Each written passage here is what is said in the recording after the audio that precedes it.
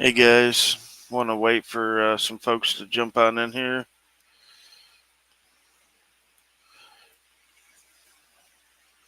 Gonna put the link in the chat too in case anybody wants to come on up and join in the fun festivities. What's up, everybody? Hey, you, Bill, Lou, Canada, our guy, Disabled, Kevin, Hebrew Hammer, Dime Bag Coins. Right on, everybody. Gonna give it a couple minutes. Gonna let everybody hop on in here. That way we don't have to go over it 5 times. Hey, Big R, Florida Audits, what's up? There's the link here. Bam, Cliff, what's up? Buzz 606, how you doing? Gil, Malk from the UK, what's up? Dana, what's up? Yes, Lana is out of jail now. There's the StreamYard link if anybody wants it.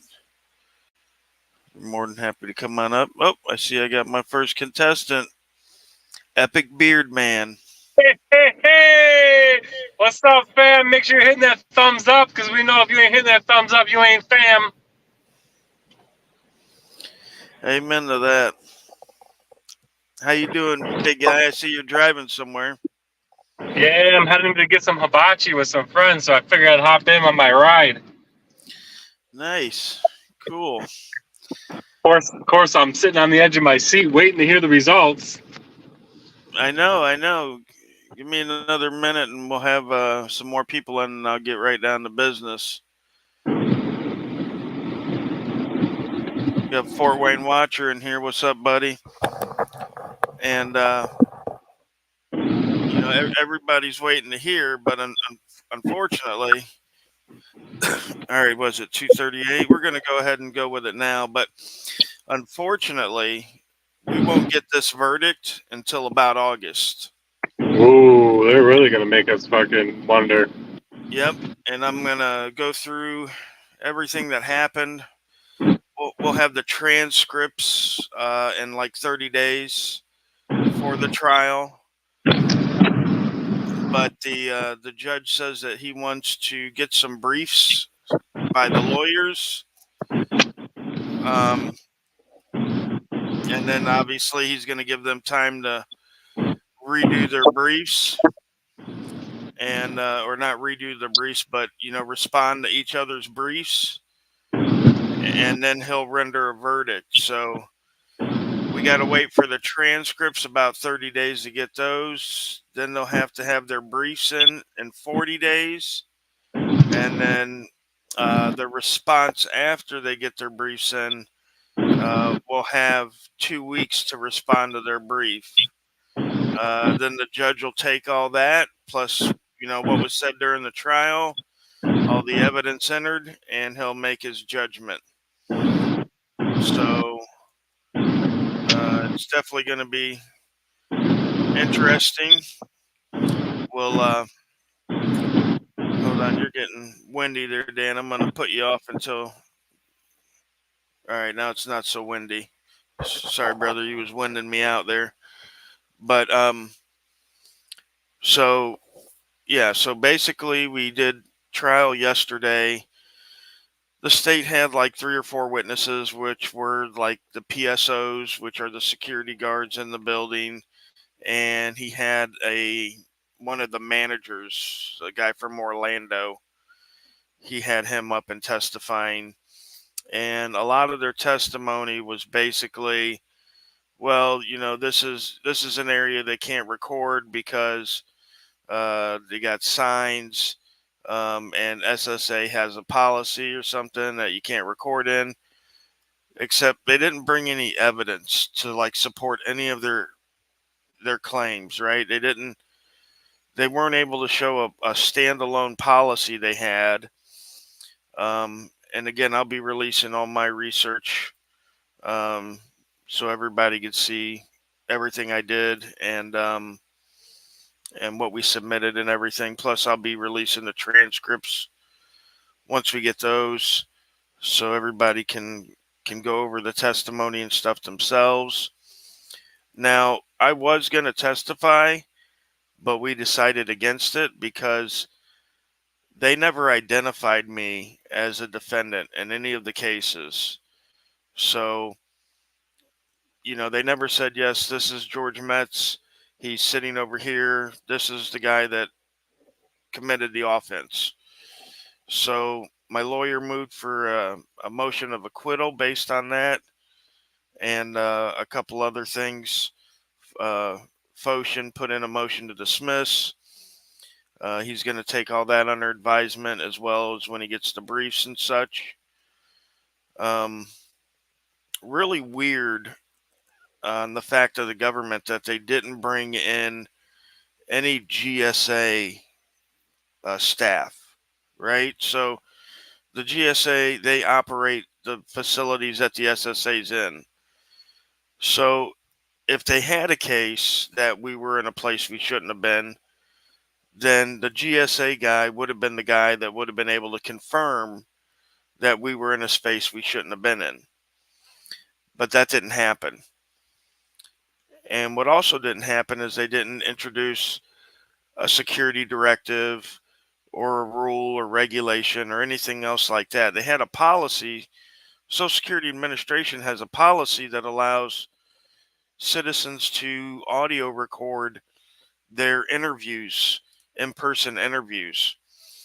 And at the bottom of that policy, it says that photography and video taping are not allowed per the GSA rules, which we know the GSA rules don't say that. The GSA rules allow us to photo and video in the common areas.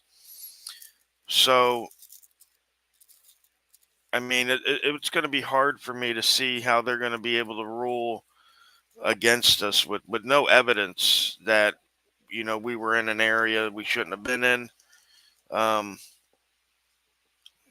So, we'll see how it goes. But yeah, we got to wait till August just to get the verdict. So, obviously, I tell people court's a slow process. A lot of people don't believe it. A lot of people think, oh, you just show them the video and they'll dismiss the charges or whatever. And that hardly ever happens. So, we're going to continue doing what we need to do while we're waiting for this court case to work its way through. When my lawyer, gets done with the brief, he's going to pass it on to me for me to look at, make sure it's good.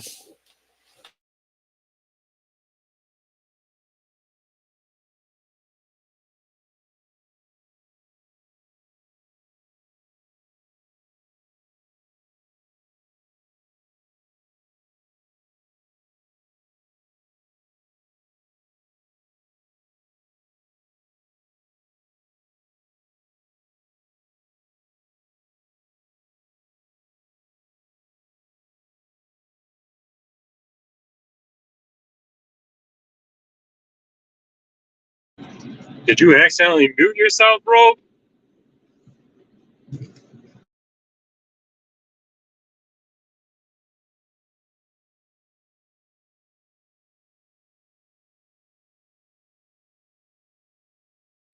Can you hear me now?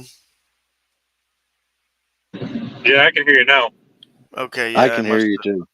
Yeah, I must have muted myself somehow. Not sure, but yeah, I just wanted to make sure everybody knew Lana was out, and I can definitely see her fighting these charges.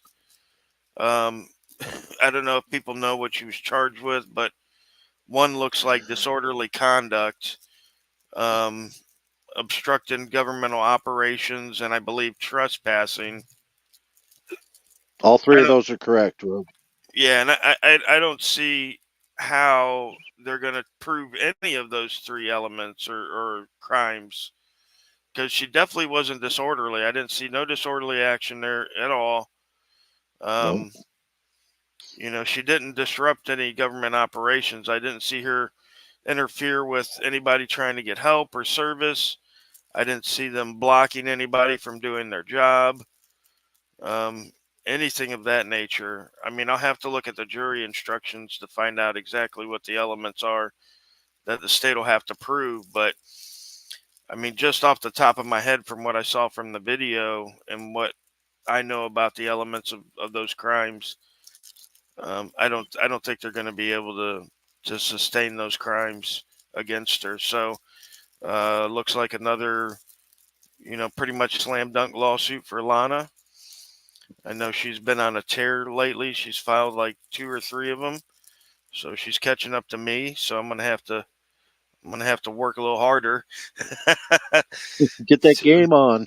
I know, I know. And you know what? It just so happens I have a couple more that I can file. So that's what I'll be doing here in these next couple of months while I'm waiting to get the verdict back from the Social Security case. I'll definitely be looking to file a couple more suits. So I'm excited about that. Um, I'm sure by now everybody knows my case against Easley is going ahead.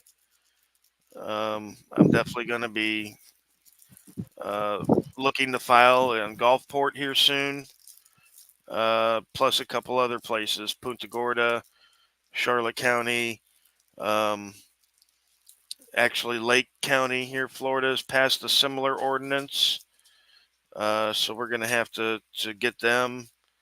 I still got that lawsuit out of Mississippi that I'm working on. So it's definitely going to be a busy summer as far as that stuff goes. Um, and trying to get some content put together.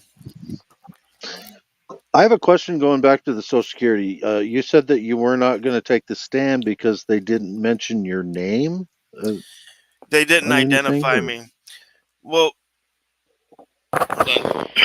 I'm sure most people know that, when you go to court or when you see somebody go to court, the prosecutor always asks, uh, you know, did such and such commit the crime? Yes, he did. Do you see such and such in the courtroom here today? Yes, that's him at the table there wearing the dark red tie, right? So, from what my lawyer says, and I don't know nothing about this particular uh, subsection of the law there, but what he says is that because they didn't identify me as a defendant in any of the cases, that there's case law saying that I can be acquitted. So he says, we're going to go ahead and do that. They did see the video. They did see me in the video, but nobody actually identified me as the guy that broke the law, right? So he says if That's I get really a weird. right, so he says, yeah, Six Oak says true. So he said that if I did get up on the witness stand, the first question they'd ask me is, Mr. Metz, is that you in that video? Where I would kind of like self-identify that I was the one breaking the law, right? Because if I'm on the stand, I can't, you know, um, perjure myself and say, no, that ain't me. The Right. judges look, Right. judges looking at me, looking at the video. He's like, yeah, that is you. No, that ain't me. Who is that guy? He's a handsome devil. I know that. No, no. So yeah, Should have got one of those Freeman beards for the case. Be like, nope, that's not me. yeah, exactly. I've been growing this out since 1987. So Yeah. So you're going to get the case dismissed on you then, if because they never mentioned you at all and as a defendant. So why do you think that they're doing that? I mean, because there's got to be a method to that madness. Is it because you've beat cases like this before and then turned around and sued and they just don't want to deal with you? And if that's the case, why did they just drop the charges already?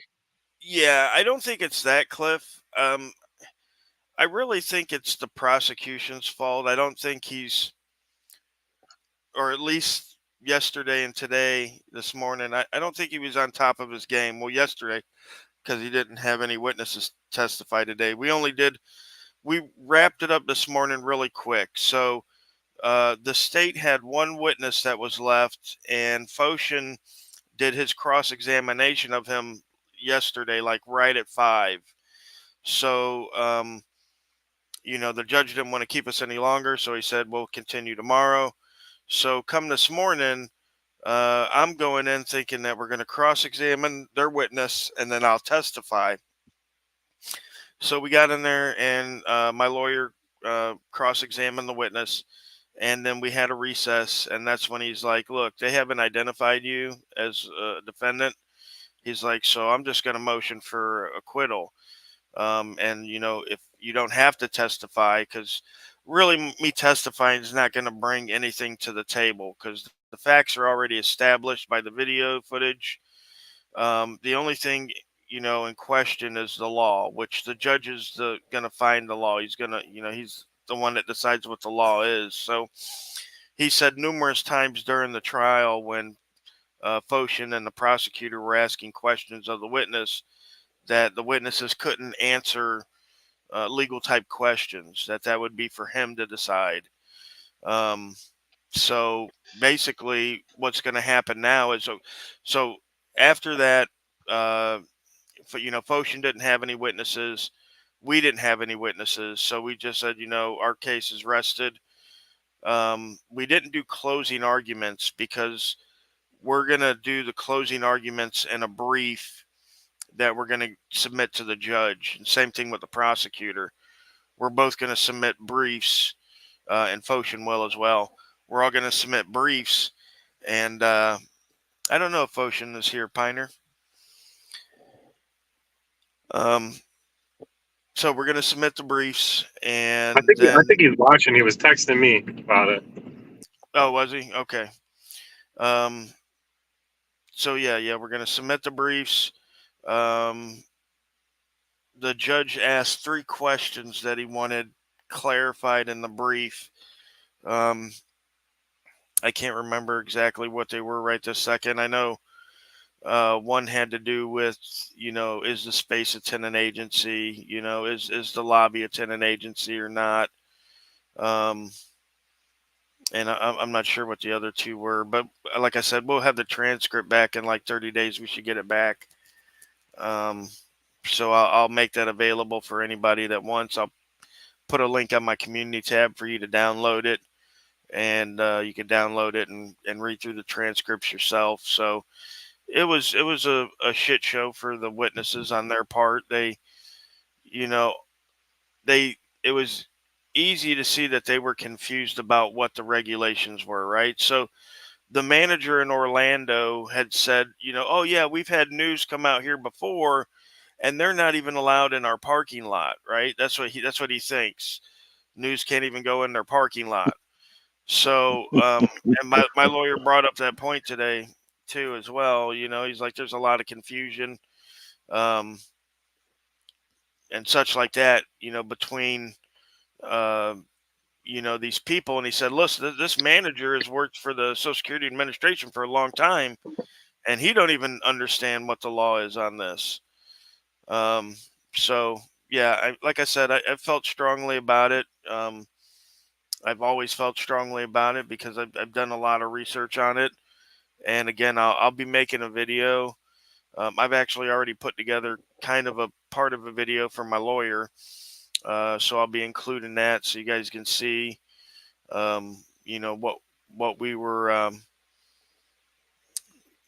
going through, as far as research wise goes, to make sure that we won the case. So yeah, we're definitely feeling pretty confident in our stand, in our stance there. So and the Well, judge seems pretty fair minded too. Like at the end, the prosecutor said something stupid like they were in an area, an A and B area, and the judge is like, they weren't in a lobby, and he looked dumbfounded because you can see in the video we're in the lobby, right? And in the arrest reports, it says we're in the lobby, right? And we asked, hmm yeah, Foshin asked the guards, where were we? Well, we were in a lobby. He asked them, were we in a public area? Yes, you were in a public area. Did we go in any restricted areas? No, you didn't go in any restricted areas, right?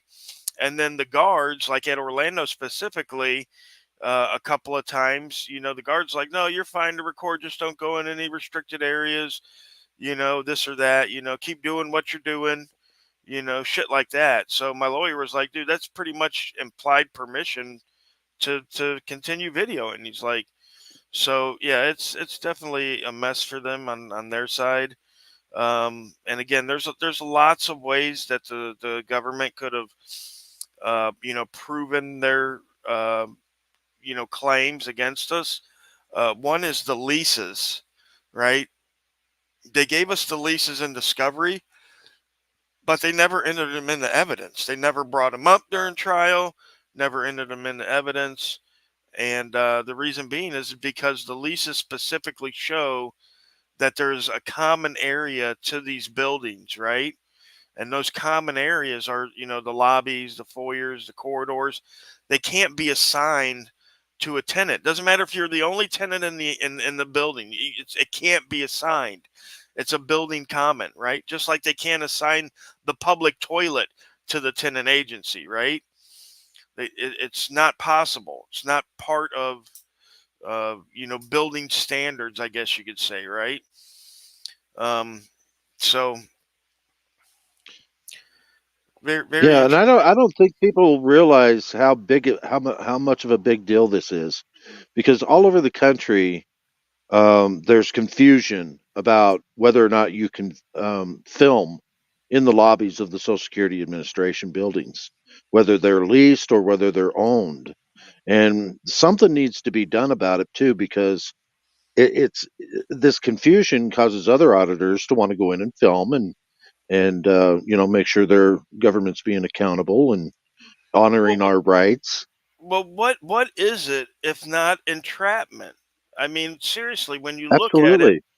I mean, you go into their lobby, they have a sign that says you can film in our lobby, you can take photographs in our lobby.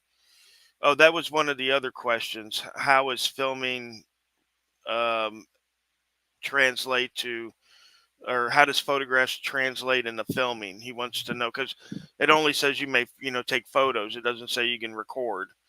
But as me and my lawyer discussed, recording is just taking very fast pictures. You know what I mean? Exactly.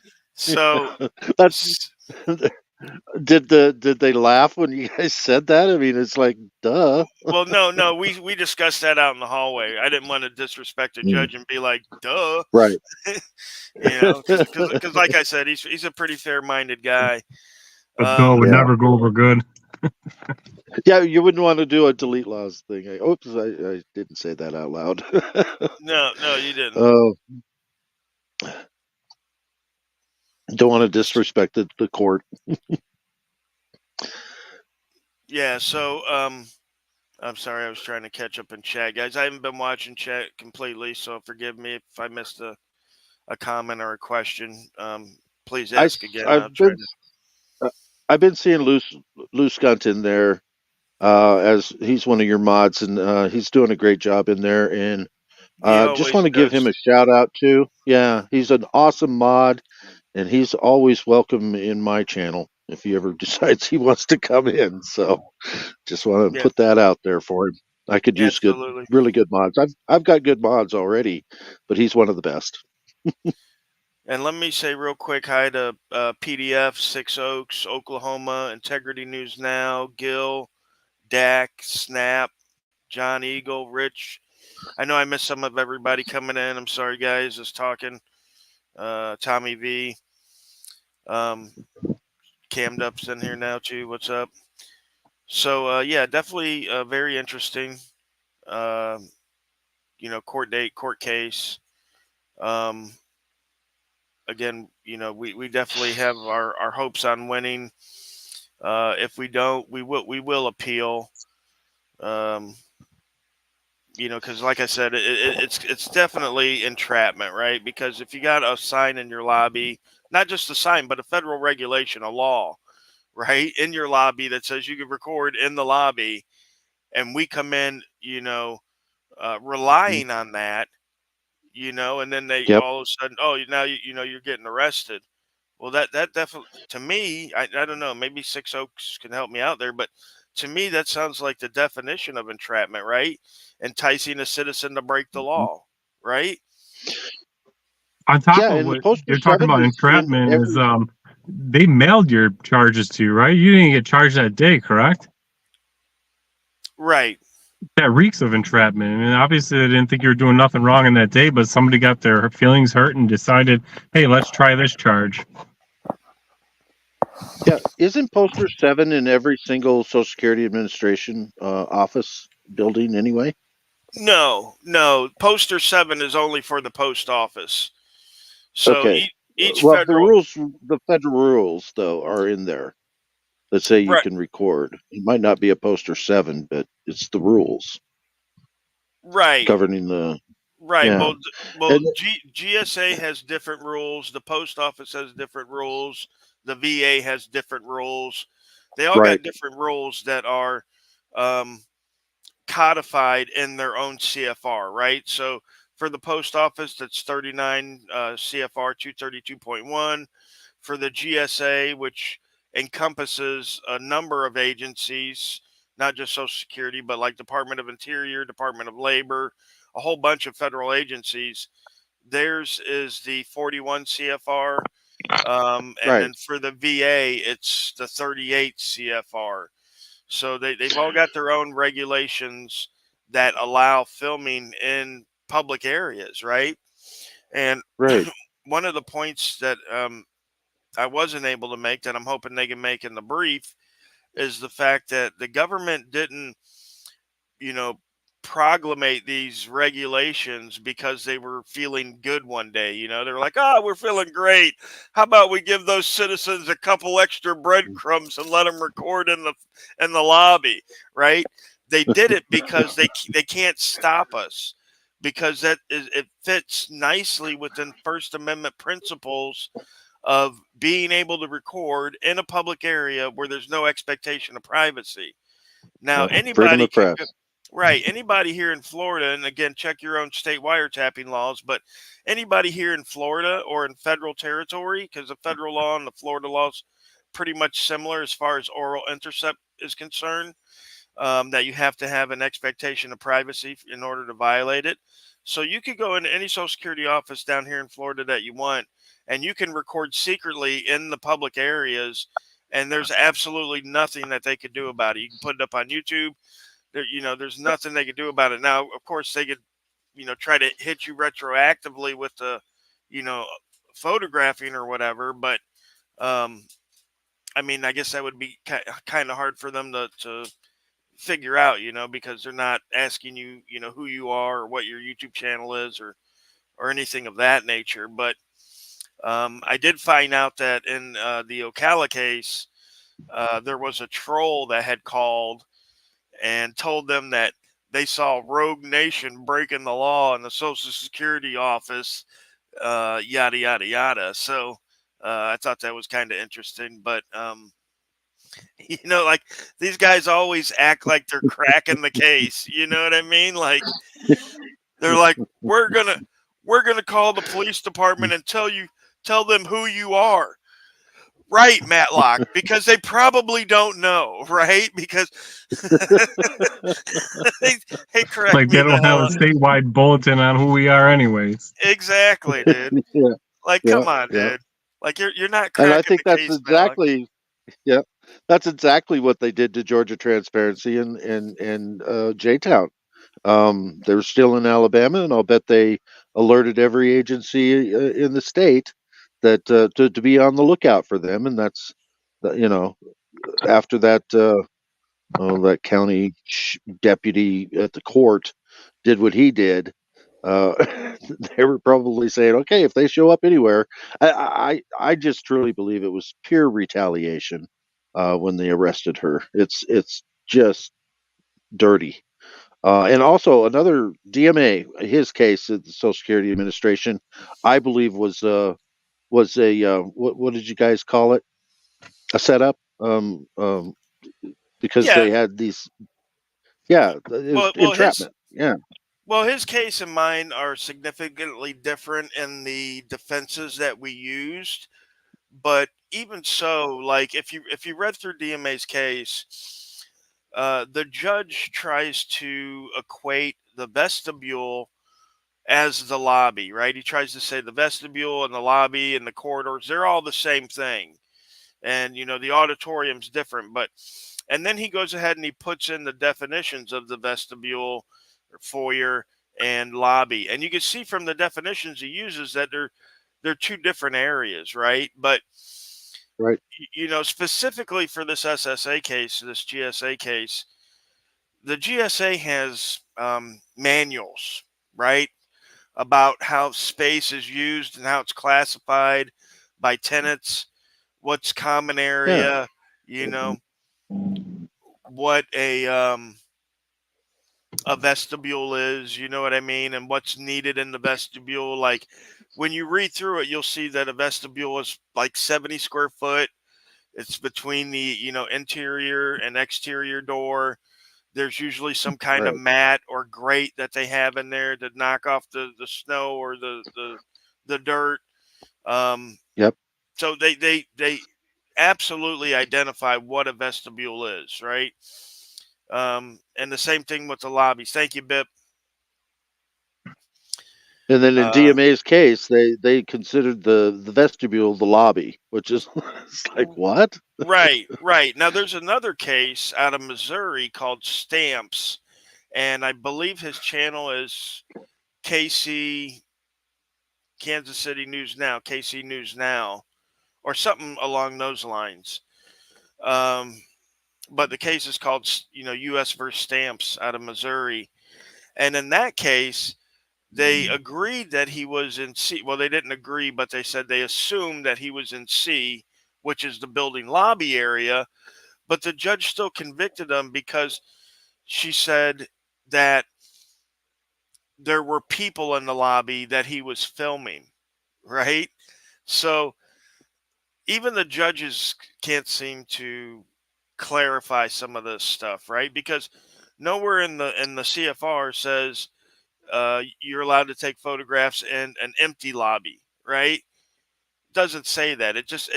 It's common sense that if you're allowed to go in a business like Social Security during business hours, that there's going to be somebody in the lobby, right? Doesn't that make Yep. sense? Make sense to everybody? Absolutely. That's like saying you're going to go into a DMV and it's going to be an empty lobby in there. I mean, come on.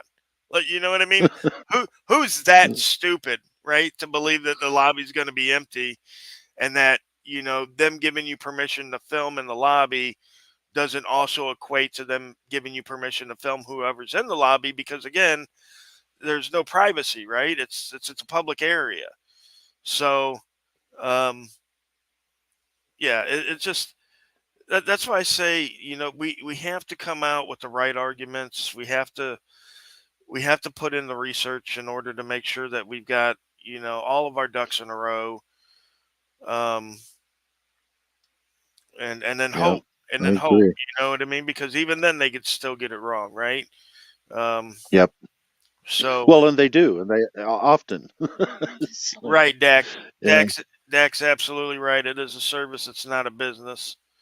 Um, I need to watch my speaking as Yep. well because Customers. You got Bip Solar oh, Bear with the super chat there for you too, Rogue. who did Bip? Yeah, Bip Solar Bear. Oh yes, You, I already said thanks to Bip, I oh, believe, for that. okay. Yep. I got it. All right. Just wanted to make sure that we're Yeah, I for you. saw that when it came through.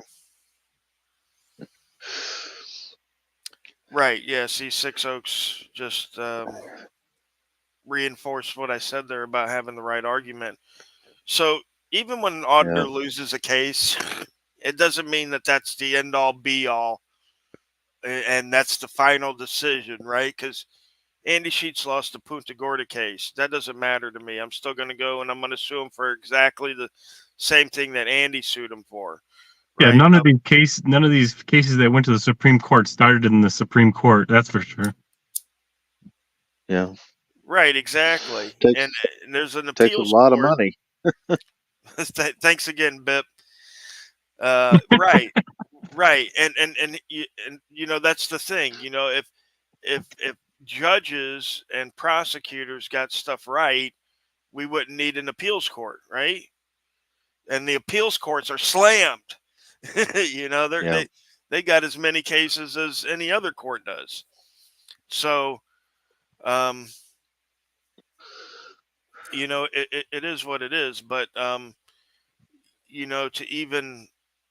even at the appeals level, if you're not submitting the right arguments in your trial, then you're going to lose. You're going to lose at the regular court. You're going to lose at the appeals court, right? Because at the appeals court, you can't enter any new evidence. You can't enter any new testimony. Any new legal theories or anything of that nature, right? All they do is they review the record of the district court and the evidence and such that was presented during your trial. They don't, I you have a can't. question on that. How do you determine what are going to be the right arguments? I mean, do you go through all the different cases all across the country to figure out what didn't work, to try to figure out what's going to work? How Right. does all that work? Well, yeah, you definitely get a better understanding if you find the cases that deal with that specific topic, and even if they're cases that lost, you could see what their arguments were, and see, is that one of the reasons why they lost. Bay Area Transparency had a case in the Social Security office. He was just charged with disobeying a sign. But his argument was that it's the First Amendment, it's protected, yada yada yada, and that was the wrong argument to make. The argument for the signs that he should have made, and the argument that I made for the sign, was it wasn't lawful to begin with. Right? It had no backing statute to make it a law. It had no policy or anything of that nature that it would direct you to where the citizen would be notified that, hey, this is a policy, this is a law, this is a regulation. It's just a sign. Anybody could have stuck up there, right? The second thing about the sign was it went against the Social Security's own policy, and the fact that it said no recording allowed at all. And the Social Security policy says that you can't audio record your front end interview. Um, and then also the CFR that's controlling over this whole thing is the 41 CFR, and that specifically states that all these rules that are in 41 CFR, they apply to all of GSA's properties. It doesn't matter if it's a single agency, a multi-agency building, doesn't matter. It applies to all property. It then goes on to say that if the agency has any policy or regulation or anything that goes against those rules that the GSA has laid out, then they have to have a deviation from the GSA allowing that policy or procedure to be in place. And they do not. Social Security Administration does not have a deviation. Um, not allowing people to record, in the lobby areas or the public areas. So those three things right there are critical to the whole signage thing, right? Right. So that would have been a more correct argument to make than just saying, it's the First Amendment. I'm allowed to record, yada yada yada. Right. Do you think he would have won if you'd have made those specific arguments that you're talking about here? What's that, buddy? Do you think he would have won if he'd used those exact arguments that you just mentioned? Um, Yeah, I GMA, think. Well, I was talking about Bat's case, but I Bay mean, Bay yeah, Area. Yeah. yeah. I think he would have, if not won, he would have been a little bit closer to winning. And even if he didn't win, if he would have took it up on appeal, I believe the appellate court would have, been, verified that. Reversed it. Right, right. And Yeah. that's what I said. Because if you're arguing the law and the district court judge doesn't know the law or is not, well versed in that law, or for some reason his beliefs, skew what the law actually says, then when it goes up to the appellate court and you've got three different judges looking at it, um, then usually, hopefully, the law will prevail, right? So For example, like for any case, whether it's trespassing or whatever. But when you're talking about the First Amendment recording activities, the state has been hitting defendants with it's a limited public forum, so they're allowed to make regulations, right? And I keep Right. telling people that the public forum doctrine doesn't regulate filming, right? Doesn't regulate recording, because recording of and by itself is not expressive, right? It's akin to Stephen King writing in his notebook. It's protected because it's part of the speech process, but him writing in his notebook is not expressive in any way, right? Nobody reads that. His wife probably doesn't even get a chance to read that shit. You know what I mean? Right. Thanks again, Bip. That's awesome, man. Thank you, sir or ma'am. I don't know. And the same thing is if you're videoing, you haven't published it yet. It's not expressive because you haven't edited it, you haven't done what you wanted to with it. It's Right, just the act itself, like writing notes. It's part of the press. right. Live streaming would be considered expressive because Yeah. you're disseminating it at that moment, right? And Right. Right. there's a test called the Spence test that's supposed to tell the court if something's expressive or not. And part of the Spence test is if somebody looking at you could understand the message you're trying to convey, right? That's how they decide if it's expressive or not. If somebody just looking at you could understand the message that you're trying to put out. So if you can imagine, walking down the street and seeing some guy with a camera, you're like, oh wow, yeah, this guy's got a camera, but you have no clue what his message is, what his end message will be with the photography that he's doing, right? So Right. the better argument when we're looking at when they're hitting us with this public forum doctrine stuff is to simply let them know that recording is our activities in these buildings isn't regulated by the forum doctrine, but is rather regulated by the right to gather information and the right to equal access for the public and the press, right? So the right to gather information is coextensive with that of the public. Again, if the public's allowed, then the press is allowed. It's coextensive. That's the right to gather information. Now, if the press couldn't go into, City Hall and gather information, then we wouldn't need a press, because I would just take my ass down to City Hall and I'd find out the scoop myself. I wouldn't have to turn on the Channel 6 News, right? Um, but their issue is the fact that they're like, oh, well, you can come in with a pen and a pad, but they don't get to dictate what equipment we use in the gathering of news. And in fact, courts have said that videotape is better, right? Because it's not subjective. It doesn't forget. It doesn't put its own spin on it, right? Like, oh, he told me this or that or this or that. Like, you could go into a meeting with the mayor at the mayor's office and come out the building 5 minutes later and mess up half the things he said because you didn't remember, or you got your own belief system that you put on it.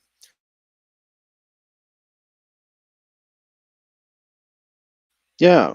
So yeah, the courts have said to see and to hear, or to record is to see and to hear more clear. And they've even said that government agencies actually, or some government agencies actually work better under close scrutiny like that. They perform better. Um, I have to find the case for you. I know that's not the exact words because I didn't record it, right? See what I'm saying? But Right. if I would have recorded the court case here and we could have seen it, you would have seen the exact words that were said. But I'm paraphrasing. But basically, they said, yeah, a lot of government services act better when they're being recorded, when they're under scrutiny. Um, so Well, supposedly, right? I mean, some of them are Right, just like, whoa. right, But I think that's a good thing that most auditors, reporters, activists, when they go into a building and they're recording, and somebody asks them what they're doing, that standard answer is, "I'm just gathering content for a story." I think that's the best answer you could give, right? Because it's then they know you're, you know, a journalist or a press, or and you have a right to be there, so you can video. You're right. gathering content. Yeah, I got the but StreamYard link if anybody sometimes else wants to come up as well.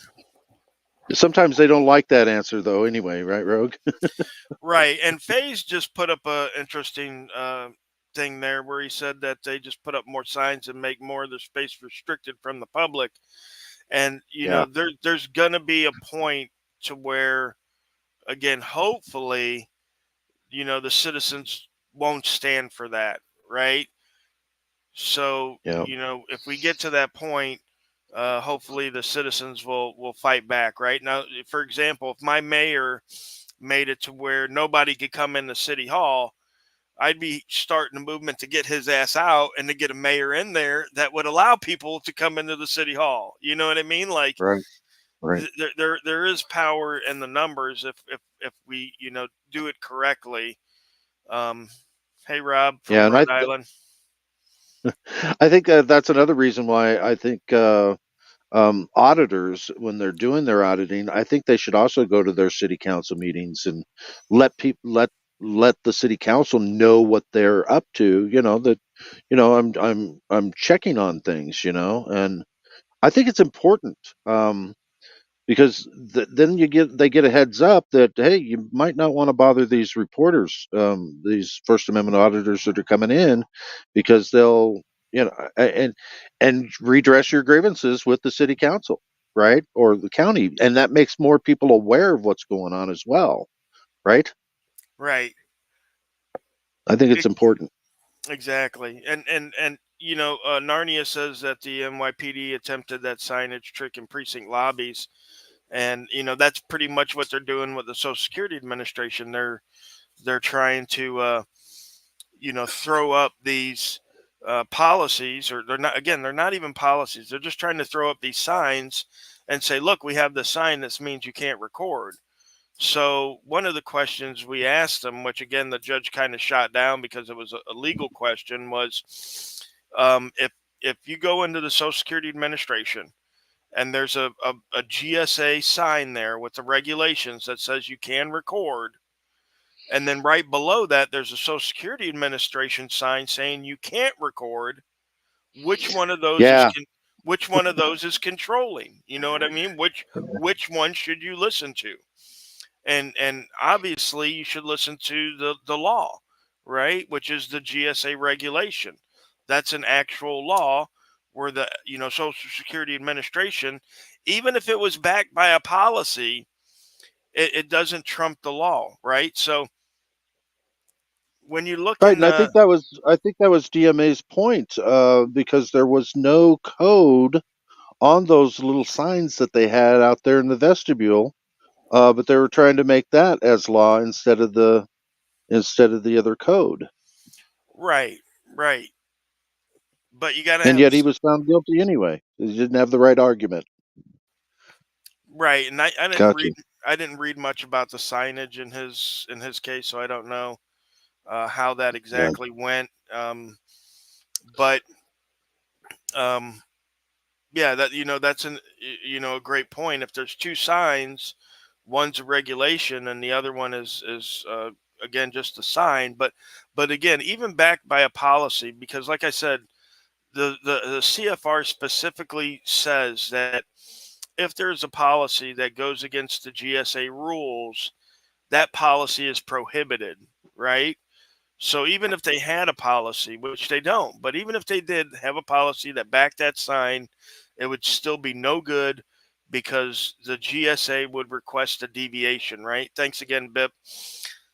Listen, the GSA controls a lot of property, like 3 million square foot or I don't know, maybe more, just an incredible amount of property the GSA controls, and it assigns space to all these federal agencies, right? Department of Labor, Department of Interior, Social Security, all these different agencies.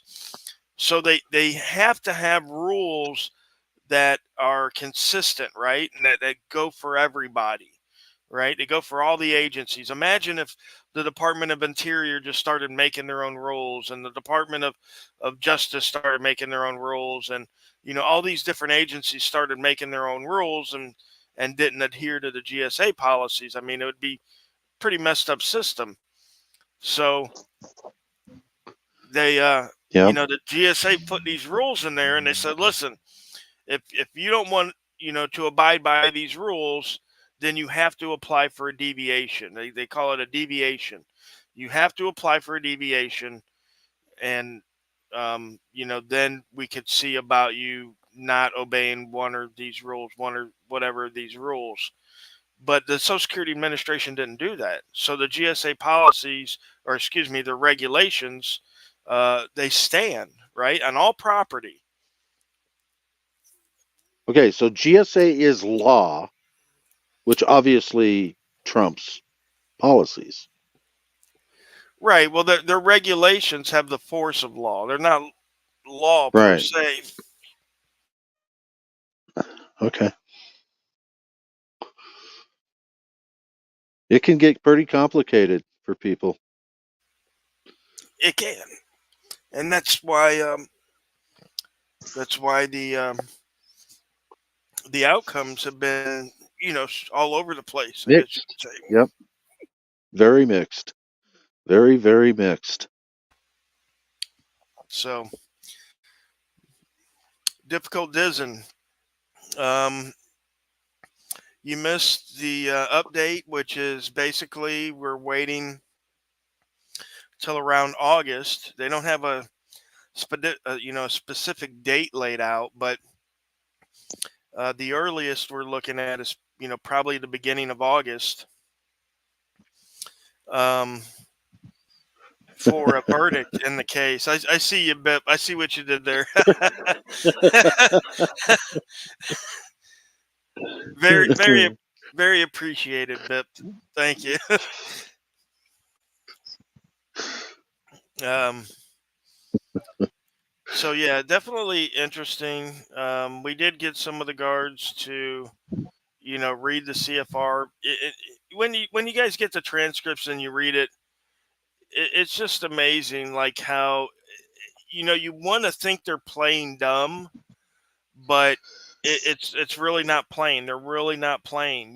We ask them to read a simple thing, and they just can't seem to grasp it. Well, why do you think they have such an aversion at Social Security Administration for people with cameras? I just don't get it. Usually, and I just watched a Throwback Thursday that LIA did, where that attorney wigged out, called all these people to come and get him out of there, and then come to find out one of the guys was doing something illegal and had to resign and retire. So. Um, Well, I think if that's the, if the Social Security Administration is really trying to avoid people from filming in there, what are they hiding? I mean, they have a lot to hide. I mean, they have an absolute lot to hide, and maybe not at the field office. And I talked about this a long time ago that even if they're not doing something, they realize that the organization is doing something, right?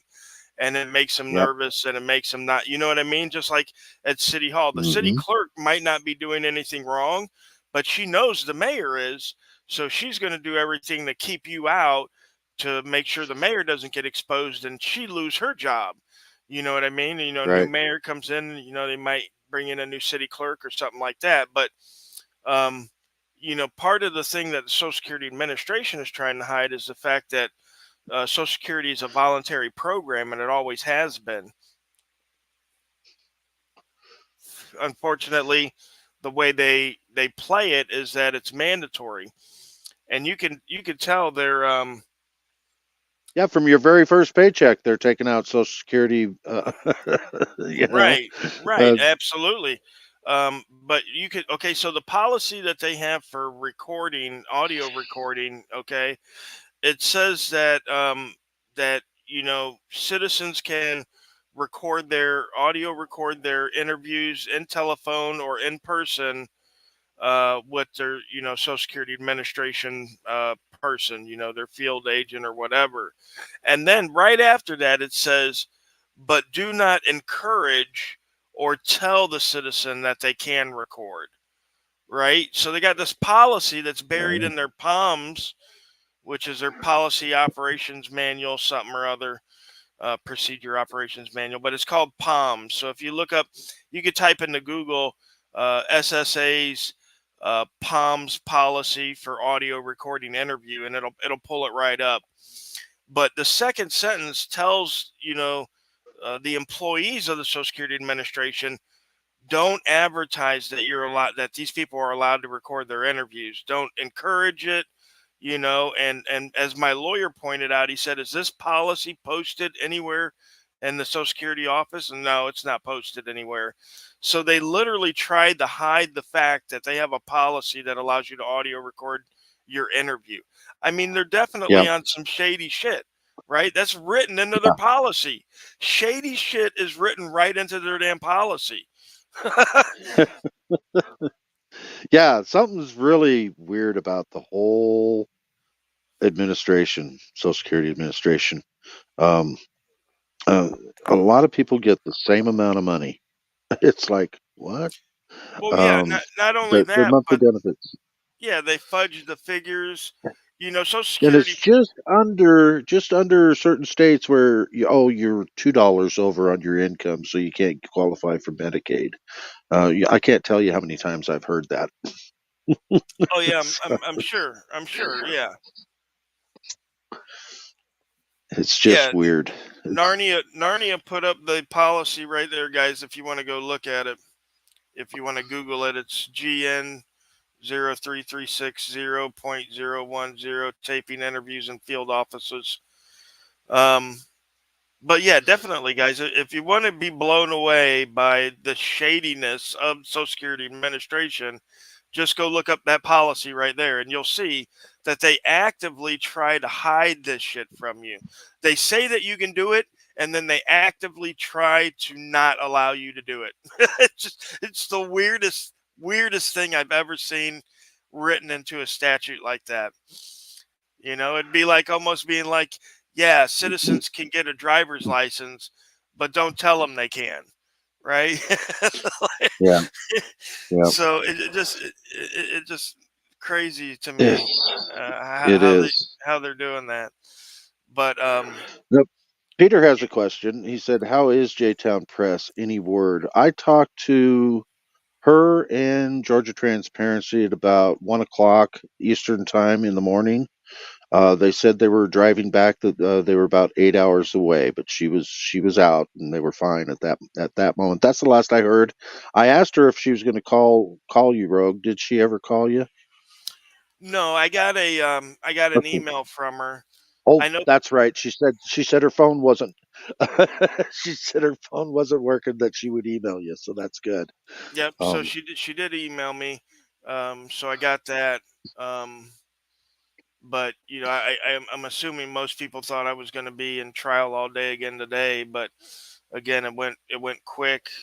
We didn't testify, and we didn't even do closing arguments because that's all going to be included in the briefings that the lawyers do. Um, so we were out of there probably uh, sometime around 11:30 maybe. And then we went and we grabbed some lunch, me and Foshin, and Liberty Troll was hanging out with us, and Catherine Henry, yeah. which was, sitting as Oh, a wow. Yeah, standby I like counsel her. for Foshin. Yeah, she's a nice lady. Um, so yeah, and we, and when we get together for like the court dates and stuff, we always try to do a lunch or dinner or something, whatever after, and we always have great conversations. Well, I can imagine the conversations that you'd have with the other three. It's like, wow. I mean, all four of you together like that. It's probably a lot of detail on law, especially a lot of questions and answers going on. Yeah, absolutely, absolutely. And for those of you that don't know, and if my mods can do it, can you put in a link to Catherine Henry's Restore Freedom YouTube channel? Um, we definitely Is need to. she still kind of like shadow banned too? So you got to Yeah, really push it out. yeah, she wasn't. She's not getting the views and stuff that she should be getting. Especially with the importance of her topics that she talks about. She Hmm. really does a lot of educational stuff as far as pro saying it and handling charges and doing stuff yourself. I mean, if you're an auditor, your YouTube list should include a good number of lawyers, right? So I'll tell you some of the ones Hmm. I follow is Catherine Henry. I follow the civil rights guy. I follow this guy called Southern Draw Law. I follow another lawyer guy who we're actually going to be doing an interview with this lawyer probably next week. His name's John O'Rourke. Um, so yeah, you definitely should be, and even if they're not First Amendment folks, like most of those guys are that I just mentioned, there's always good information to come usually when they're doing an educational part on the law. Now again, you could get a crappy lawyer who doesn't know nothing about the law, but at least you'll be learning some words that they use and some doctrines, and then you could go from there and flesh it out more if that's something that interests you. Um, so yeah, definitely, um, you want to check those guys out. John Phillips, I know a lot of people have seen John Phillips depositions on my channel. He does a great job. Um, So yeah, definitely a lot to learn out there. Again, auditors automatically, you guys should be going and watching this stuff. And the subscribers who want to know more about the law and don't just want to see drama and confrontation with police, then definitely you should check it out as well. Because like I told some guys yesterday that were there at the trial, there's no downside to learning the law, right? There's absolutely no downside to it, right? It's not like learning something that you'll never use, right? Because every day in our lives we use the law, whether we realize it or not. When we're dealing with even just landlords and rental contracts and credit card contracts and you know what I mean. Just there's a lot of law out there, and it touches our lives every day. So um, And there's so many different types of attorneys too. I mean, right. and they specialize in certain things. So you got to be careful when you're picking one, right? Right, absolutely. And again, for me and hopefully for the yes, Bip, you ain't never lied right there, Bip. Hey, you ain't It never really lied. is. Hey, thinking's It hard, really is, Bliss. right?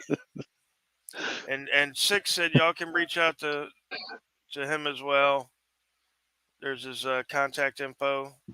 Don't sleep on Yeah. Six, because Six has definitely got a mind chock full of legal information that could do nothing but help 99.9% of the population out in their ordinary everyday lives, not just counting auditors.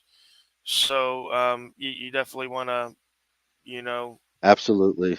at least, talk with these guys, listen to what they have to say. If again, depending on what you want to do.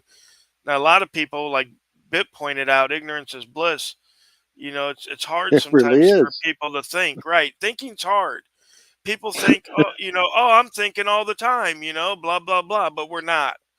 We're not thinking all the time. We're pre-programmed robots, right? Think about it. Every day, most people do the same thing, right? They wake up at 6:30. They're eating breakfast by 7. They're kissing the wife and kids by 7:30. They're out the door. They're on their way to work. They get to work. They follow the same route to their desk. They go and they sit at their desk. They push the same paperwork they push every week, right? Pretty, pretty mechanical, right? It's another one of those Form 255s. Got to stamp it okay and put it in the file. You know what I mean? And then after work, I drive my ass home. Oh, not before I stop at the store to pick up a sixer. On my way home, stop, pick up a sixer, get home, sit in my $1,000, lazy boy that completely, makes me feel great while I'm watching, whatever it is I'm watching, the NFL or anything, whatever people pick Yeah. to drown out the thinking that would be going on if you were to just sit silent for 30 minutes, you know? So, Yeah, and there's so many people that just that's exactly what they do, and you're pointing it out right now, and they're going, "Oh man, he's really lecturing me," but they know that they need it, you know. look, Narnia said. Note to self: yeah, wait until 8:30 to stop by and kiss my wife. I like it. There Yeah, it is. There it same is. same daily routine. Yep. So, so yeah, to me, I consider a lot of people what I call people a lot of times is a consumeristic debt zombie, right? We're looking to Yep. shop, we're looking to spend. Most people know what their next purchase is going to be. If you ask a person just randomly, what are you going to buy next? Quicker than shit, They can tell you. they can tell you. And sometimes Yeah. it's a need. The poorer the person you ask, the more likely it's going to be a need, right? The more Yeah. richer the person is, the more likely it's going to be a want, right? Not actually Yep. a need. I want to buy that vacation home in Florida, or I want to buy that bass boat, or stuff that's nice to have and you want, but it's not a need. But you go to a poor person and say, hey, what are you going to buy next? Well, it's got to probably be diapers for my baby, or food for my teen, or you know tires for my car so I can get to work, or something of that Yeah. nature. But every person, ask everybody in chat, in your head, what are you buying next? Blue's got it, cigarettes and weed. Cammed up says fuel. Wes needs metal roofing, right? Everybody knows what they need and what they want Yeah. to buy, and Yeah, and it's always my there. years in sales, as a salesperson, we were always taught people buy what they want. They don't like to buy what they need, and you're selling what they need, so you have to make them want it because people like to buy what they want, not what they need. Right. That's So exactly what Edward Bernays found out, and that's why he was so successful. Is that he tied what we wanted instead of what we needed, right? Again, yeah. I tell people this. I don't know how many people have taken my advice, but I recommend every human being watch this movie called the gosh, what is it now? I can't remember now. It's the Century of the Self, right? And anybody, any of my mods, you can put a link to part one in my comment section here. But it's called The Century of the Self, and it's about a story about Edward Bernays and how he took. Because when you think about it, when we think about our grandparents, our great grandparents, depending how old you are, they would tell stories about the early 1900s, right? How there would be five kids and they only had one pair of jeans, and that they had to pass it on through the years, and the last one in line had holes in his jeans, and all this shit because they didn't buy what they wanted. They could only afford what they needed, and that's what they bought. And then when the Yep. American corporations after the war started, when they ramped up production for all these wartime goods, now they had all these big old factories, right? And they're like, well, what are we going to do now? And they started mass producing goods. And so they go to Bernays, and we said, we need a population that's going to want new stuff even before the old stuff is worn out, right? Oh yeah. That's I was how. watching a movie where it was an older movie, and they were first coming out with refrigerators, and they said, "What do we need that for? We don't." It's like there was no need for it, and they bucked against it for a while until marketing and advertising made them want it. Exactly, exactly. Same Oh, way with washers and dryers. yeah, absolutely. Because they did them by hand. They had the hand wringing machine. They didn't need Yeah, that stuff. But again, what Bernays is famous for is that he tied products into us feeling good about ourselves, right? So yeah, now when we buy something new, or if we want to feel good, we go out and we go shopping. There's nobody in there in these chat in the world that's going to tell me that when they go out and buy something new that they don't feel good, right? Whether it be a new pair of shoes, everybody's excited. Oh, I got a new pair of shoes. Oh, did you check out my new Corvette? You're bragging about it to your neighbors. You're showing it off in the neighborhood. You're taking it to the beach. Every single yeah, person now, their shopping habits are tied to how they feel about themselves, and that's why yeah. after 9/11, I don't know how many people remember this, but after 9/11, Bush told us the best way to help the country was to go shopping. Yep, You I know what I mean? remember that. So, so Yep. Roy, nobody's salty, buddy. I got salty nuts, but I'm not salty myself. But yeah, they because 70% of our economy is now consumer based.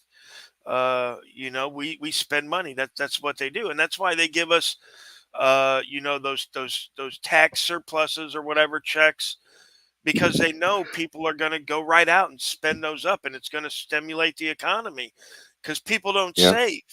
You know what I mean? People spend. Um, Yep. Very few people save. Um, even rich They're people. encouraged to spend. Everybody's Right, encouraged to spend. Yeah. right. I That's mean, what credit cards are for. right, exactly, exactly.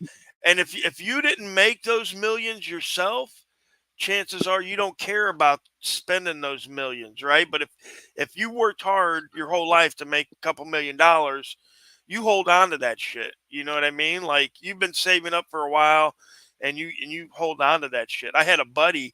This dude would eat rice and peanut butter because it was cheap, because he was saving money. You know what I mean? Like Yeah. people do that, and they live Yeah. frugally, and they rent a room, and they don't get cable, and Yeah. they only pay for a phone, or you know what I mean? Like they live basic. And they save up that Yeah. money, and they get a million or a couple $1 million or whatever. But somebody that inherits $10 million, they don't give a damn. They go out and spend it. Yeah. People that Yeah, win the lotto. my dad was a superintendent for a large construction company, and they had somebody that was working for him. The accountant finally came to my dad one day and said, "Hey, so and so hasn't been cashing his checks." And Dad says, "Oh, I'm sure he'll get around to it." She said, "It's been 6 months." Right. So he finally had to, yeah, he said, "Hey, you got to deposit those checks." The accountant's getting all, uh, and the guy just didn't spend money. He saved his money. He's a hoarder. Had a pathway into his house. He just did not like to spend money or give up anything. So it was weird. Dick But Dick Trickle yeah, makes a he good had a lot of point. money. Dick Trickle makes a good point here. He says he uses his debt to make money. Yeah, And you know, people can do that. That can be risky. A lot of people, very.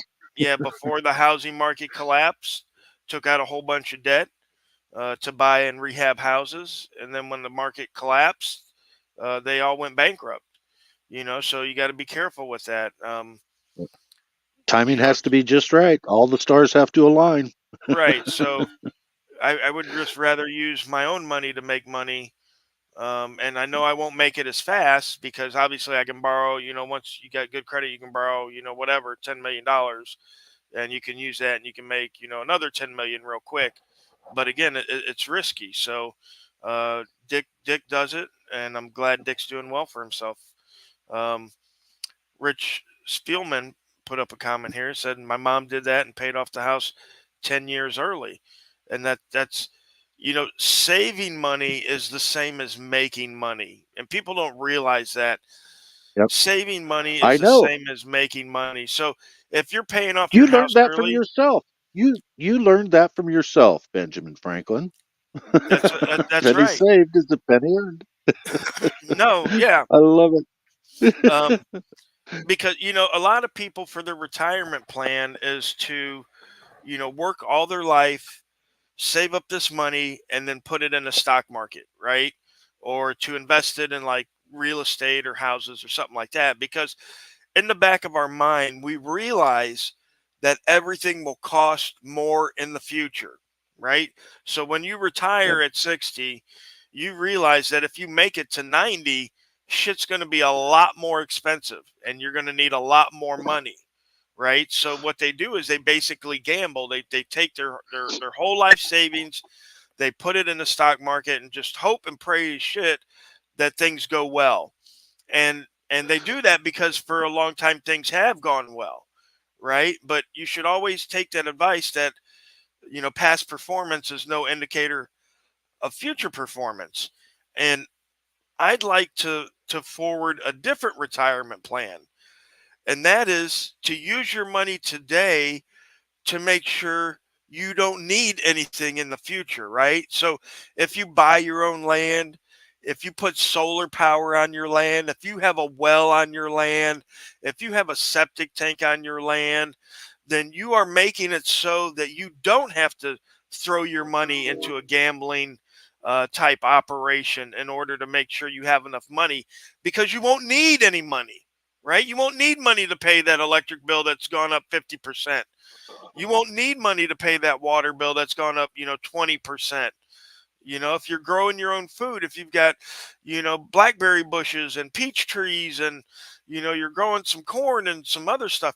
I saw a video from a guy that had 1/10 of an acre and he grew 75% of his whole family's food on 1/10 of an acre out in California. Yep. Now, granted, the shit looked like a jungle, but everything was edible.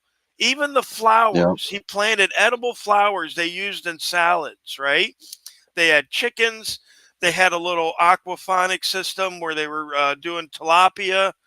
Um, shit is possible, right? To Yeah. where at the end of Yeah. your life, you don't need hardly any money, to pay property taxes, Right. maybe have an Exactly. emergency That's fund. where that comes in. That's where that comes in because, when you retire, you're going to be living off what, maybe a third of the income that you had before, and property taxes going up all the time. You better not have to be paying for other things in order to be able to pay for your property taxes, and they're going to continue to go up all Well, the time.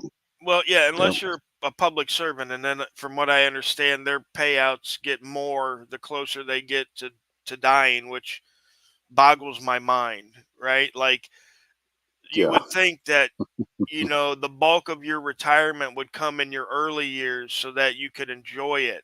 You know what I mean? Like, so someone that retires making, let's say, $100,000 a year, and they get for retirement, let's say they get, $30,000 a year for, the first year, the second year, all the way. And then by the time they're like almost dead, they're getting 80,000 or $100,000 a year, almost the exact same amount they were making when they retired, if not more. And that doesn't Right. make any sense to me. Why would you need that money at the end of your life? You've already paid off your house. You've already paid off your cars. You don't need that money then. You need it when you're, 65. You can go on trips, you could do this, you could do that. You don't need it when you're 89 years old, plugged into a machine sitting in the hospital. So, Right. um, but again, the reason they do that is so they can push those big payments out because they're already broke and can't really make the payments now as it is, right? So, which that shit's going to come to a head sooner or later as well. Who's paying for all that stuff? The taxpayers, right? That's why you got most people that never worked for the government. that are completely destitute in their old age and can't even pay their taxes or from the mortgage that they spent all their lives paying off the mortgage, and now they can't even pay their taxes, and they're losing their houses to the government. You know, Right. it's a racket. Oh, it's definitely a racket. It's a racket from the borrowing process all the way down the line. People don't, they Yep. just don't really understand. And again, this has to do with law, um, because banking has law, involved in it. But, when I tell people that banks don't loan money, right? That you're paying back money that you never actually borrowed from anybody. People, they can't wrap their mind around that concept because the belief has been beaten into people that, hey, the banks loan money, and if you go to the bank and you apply, they'll loan you money, and they think that's actually true. But when you ask somebody, did they actually loan you money? Did they give you, like, if you went to a bank and you wanted to borrow $100,000 for a house, did they hand you a suitcase with $100,000 in it?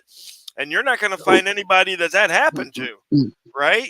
What they do is they give you a little piece of paper that says check, and it has $100,000 typed out on it, right? But it's just a single piece of paper, probably not worth shit. 10 cents the piece of paper is, right? And then they take it to their bank and they deposit it, and then suddenly, you get $100,000, credit in your account. But all it is the magic shell game, right? Where they Yep. put one thing under the shell and they move it around. It's all it is. It's just an accounting trick, right? Because I can sit at my Yeah. computer and I could, here, I'll show you. I'll put it in chat right now. Hold on. So this is me as a bank president. Hold on. I just added $100,999 to your account. Right? That's how Yeah. easy it is for for Yeah. for for Yeah. them, right? Yeah. So Because that money's not actually in the vault. no, no, it's not. It's absolutely not. So I mean, if you just take mortgages alone, mortgages, I think, or last time I looked, were at like $13 trillion. And at last estimate, again, probably right around when I last looked at the mortgages, there was printed money of about $3 trillion. So right there, you have a $10 trillion deficit from actual So, physical cash to what the bank has loaned out, right? So, and that's just mortgages alone. That's not counting the $1 trillion student loan debt. That's not counting the $1 trillion, yeah. American credit card debt. Um, and then plus Yeah. the debt that they owe us as depositors, right? So when you ask people about a bank loan process, they'll tell you one of two things. They'll tell you, A, that the bank borrows the money from the depositors to make the loans, which is illegal and could never happen, right? Or they'll tell you that the bank uses its own profits to loan out, which again would never happen. And the bank, the the bank specifically denies that in their book called Modern Money Mechanics, out of the Chicago Federal Reserve, 1984, I believe. And I believe it's on page 6 or page 7. But they specifically tell you when a bank loans money, it doesn't loan money. What it does is um, it exchanges your promissory note for credits to the borrower's account. Is the exact wordage is that they exchange your promissory note for credits to the borrower's account. And when you think about specific words, because remember in law, words mean everything, right? You have to understand what that word means. So in that sentence right there, I mentioned two words that show you that they have no skin in the game, right? One is exchange, right? When you think about the word exchange, it means me to give you an egg for you to give me an ear of corn, right? We've made an exchange. It's equal, right? It wasn't me giving you the egg and you not giving me nothing. That's not an exchange, right? There's always equal when it's going back and forth in an exchange, right? So Yeah. we know they didn't loan us anything there. And then it says that they credit the borrower's account. So when we think of something being credited to us, like when we call up the utility company and say, "Oh, we credit your account $50," that doesn't mean they took $50 out of our account, does it? No, it means No, they and these accounts are not physical either. It's not like they're taking $50 out of their vault and putting it in this little cubby hole for you. right, It's, right. But it's, what he's saying is that he's giving us something that we're owed, right? That's what a yeah, credit is something that you're owed, right? So yeah. basically, and when you start digging, real deep into it, you'll find out that the promissory notes that people bring in, the banks can use those as collateral to have new money printed. Okay, and that's actually By in the the government. United States Code, right? So Yep, it's insane. Like, I could talk about yep. topics like that all night. Oh, Um, yeah. And the more money that that the government prints, the less valuable it is. And I don't think people right, realize that either. where you get, yeah, inflation, and that's why you Yep, know 20 years ago you could buy a cart full of groceries for $20, uh, yep. and now you're barely able to get dinner for $20 at the grocery store. You know what I mean? Like, Oh, you can't get dinner anymore for $20 at the grocery store. You're probably better off going out to a fast food restaurant that has a coupon, and you'd probably be able to live a lot cheaper than going to the grocery store this day and age. right, and But that's you'd be eating that garbage food. right, and that's, yeah. How and again, this is to show you that they don't. We got Bip coming up. Bip, what's up? Oh, Hey, Hey, coming in good loud to and see clear. you. Good to good. see you. Yeah. Um, I just wanted to talk about I know I've been dropping Mr. Money Mustache in there a lot, but he has a really good article that kind of changed the way I look at saving for retirement. If you're interested in talking about that real quick. Absolutely, bring it on. Um, it's called The Shockingly Simple Math Behind Early Retirement, and basically, kind of the financial advisors say how much when you ask them how much you need to save for retirement, they say 15 or 20%. Well, if you do the math and figure out, apply a 7% rate of return to it, um, you come up with you need to work about 40 years at that savings rate. Well, what he did is he cranked his savings rate up to 60%. And when you do that, you only need to work 10 years because the amount of money that you need for retirement is not based off of your income, it's based off of your expenses.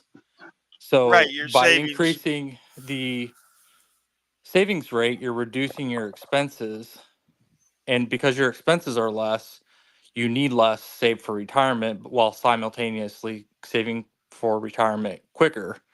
So then you can become financially free and escape at least that part of your life. But you brought up solar panels, gardens. Those alternative investments are great, and a lot of that isn't talked about in the financial independence world.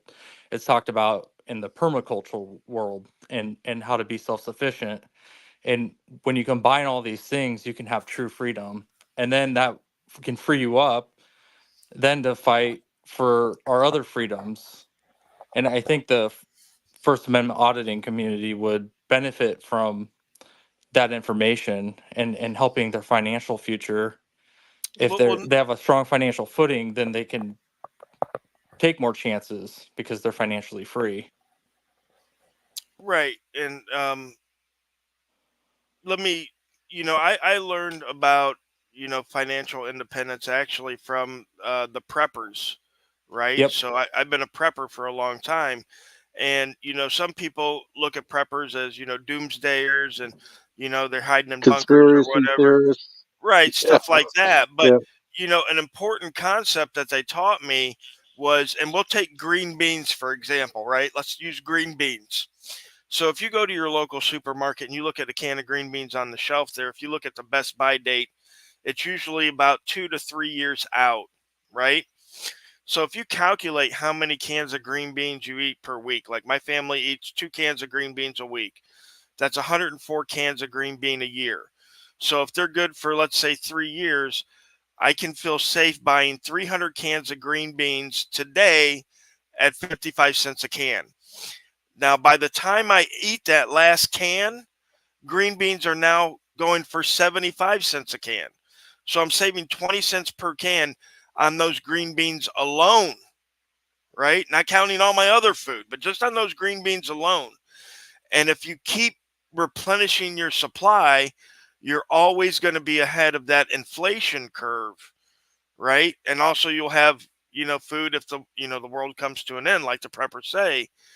But more importantly, you'll be you'll Blue, you got to turn off your YouTube, buddy, before you unmute, because we're getting an echo.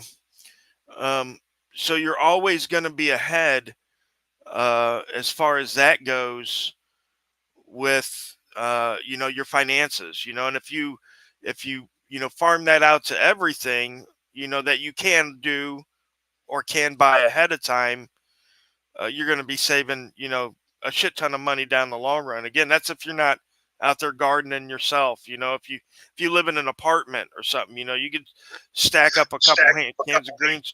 Blue, you got to turn that off. Hey, Rogue, I'm going to go ahead and jump off here. Thanks for having me up, though, and I'm happy that we were able to talk a little bit about Lana and what they're going through, and let everybody know what happened. And I appreciate getting that update from you, because that's going to affect me personally. I'm going on Monday to apply for Social Security disability, so I'm probably going to audio record, not try to video. There you go. Yeah. But Audio record it. Yep. Thanks for having me up, brother. You got it. Yeah. Yeah, you sound better now, Blue. Cool beans. Hey, I like the finance but I just want to iterate how good I thought y'all did Thursday. That was awesome. Boshin, when we came in, Boshin was cross-examining a witness, y'all. That shit was pretty powerful. When I come in there, I didn't really process it all that well, because Boshin was standing at the lectern, right? And Catherine Henry was sitting in the seat for the defense attorney, right? Actually, where the defendant would sit at, I believe. And I couldn't believe what I seen. There was Rogue Nation sitting there with his lawyer, and that shit was very powerful. And I think, pro se, he represented himself very well. I really do, especially at the end when he asked the inspector. He said, "Could you please read DHS? What was it, pamphlet 15 or something like that?" That shit was pretty powerful. That was the parting shot. That was the last round downrange. That was awesome. Yeah, no, Foshin did a great job. As you said, pro se, cross-examining. Liberty Troll's in here. Liberty Troll sat through the trial with us. Thanks again for your support, Liberty Troll. If you guys don't know Liberty Troll, he's got a great channel. He's putting out a lot of good content in the Central Florida area. He sat with us all day through the trial. Blue Steel sat with us all day through the trial. Blue's friend Andre, who's an activist in Gainesville, sat with us through the trial, as well as Gio was there yesterday with us through the trial. So we had a lot of support there, which is nice.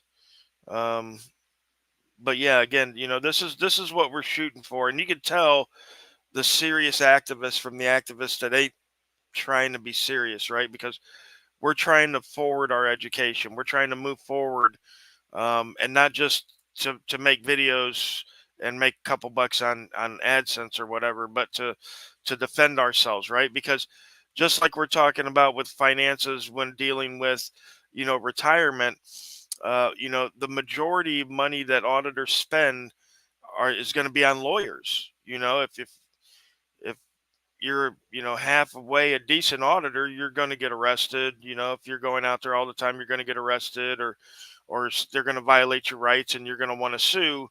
And when that happens, the first thing we always do is, oh, we need a lawyer. And then, we have to come to our subscribers and say, we need money for a lawyer and stuff like that. When I'm thinking, hey, let's learn the law ourselves. We'll relieve that pressure, from that financial pressure, not only from ourselves, but from our subscribers. Um, Even though, with crowdfunding, I mean, everybody gives $1, which isn't nothing, 5,000 people, all of a sudden you got a lawyer. But still, to be able to do it ourselves, to me is a great accomplishment, and is productive, because it instead of me shopping, I pick up a law book and I learn the law, right? That's now what motivates me, what makes me happy. It's not, going out and buying a new pair of shoes, because I don't shop retail, for mainly anything anymore. I haven't done it for years and years. Um, I love that. Thanks, Toe. uh, And it, so and it makes you more resilient because, I've reached out to a few lawyers and nobody responds when it's just a simple case that I want to file. I personally don't have the time, so I need to hire it out. But if there's nobody there willing to take the case, and they don't even reply to my calls, and I'll pay them. I'll pay them full price, and they don't know that. They just make assumptions. And whereas if I had that knowledge, uh, it would be really helpful. right, absolutely, and again, like I said, knowing that information is never going to be a detriment to you. It's never going to, do you wrong. If you understand law, then you understand what you can do and what you can't do, what the officers can do and what they can't do. And that's going to make your life immeasurably easier, even if you're not an auditor. Even if, we've all seen the videos of people that watch auditing videos and have taken, the stuff that we provided them, and they've, stopped cops in their tracks, and, saved them, maybe from going to prison. You never know, but definitely, stopped illegal, searches, stopped them unlawfully IDing people. I mean, I've got one lady in Phoenix, Arizona. She's filing her own pro se lawsuits now, and she started watching me and other auditors. And you've seen her videos on my channel, and she's tore them up, man. I mean, she's literally tore these guys up, because of the information that we passed along. This is information that's not gonna not serve you well.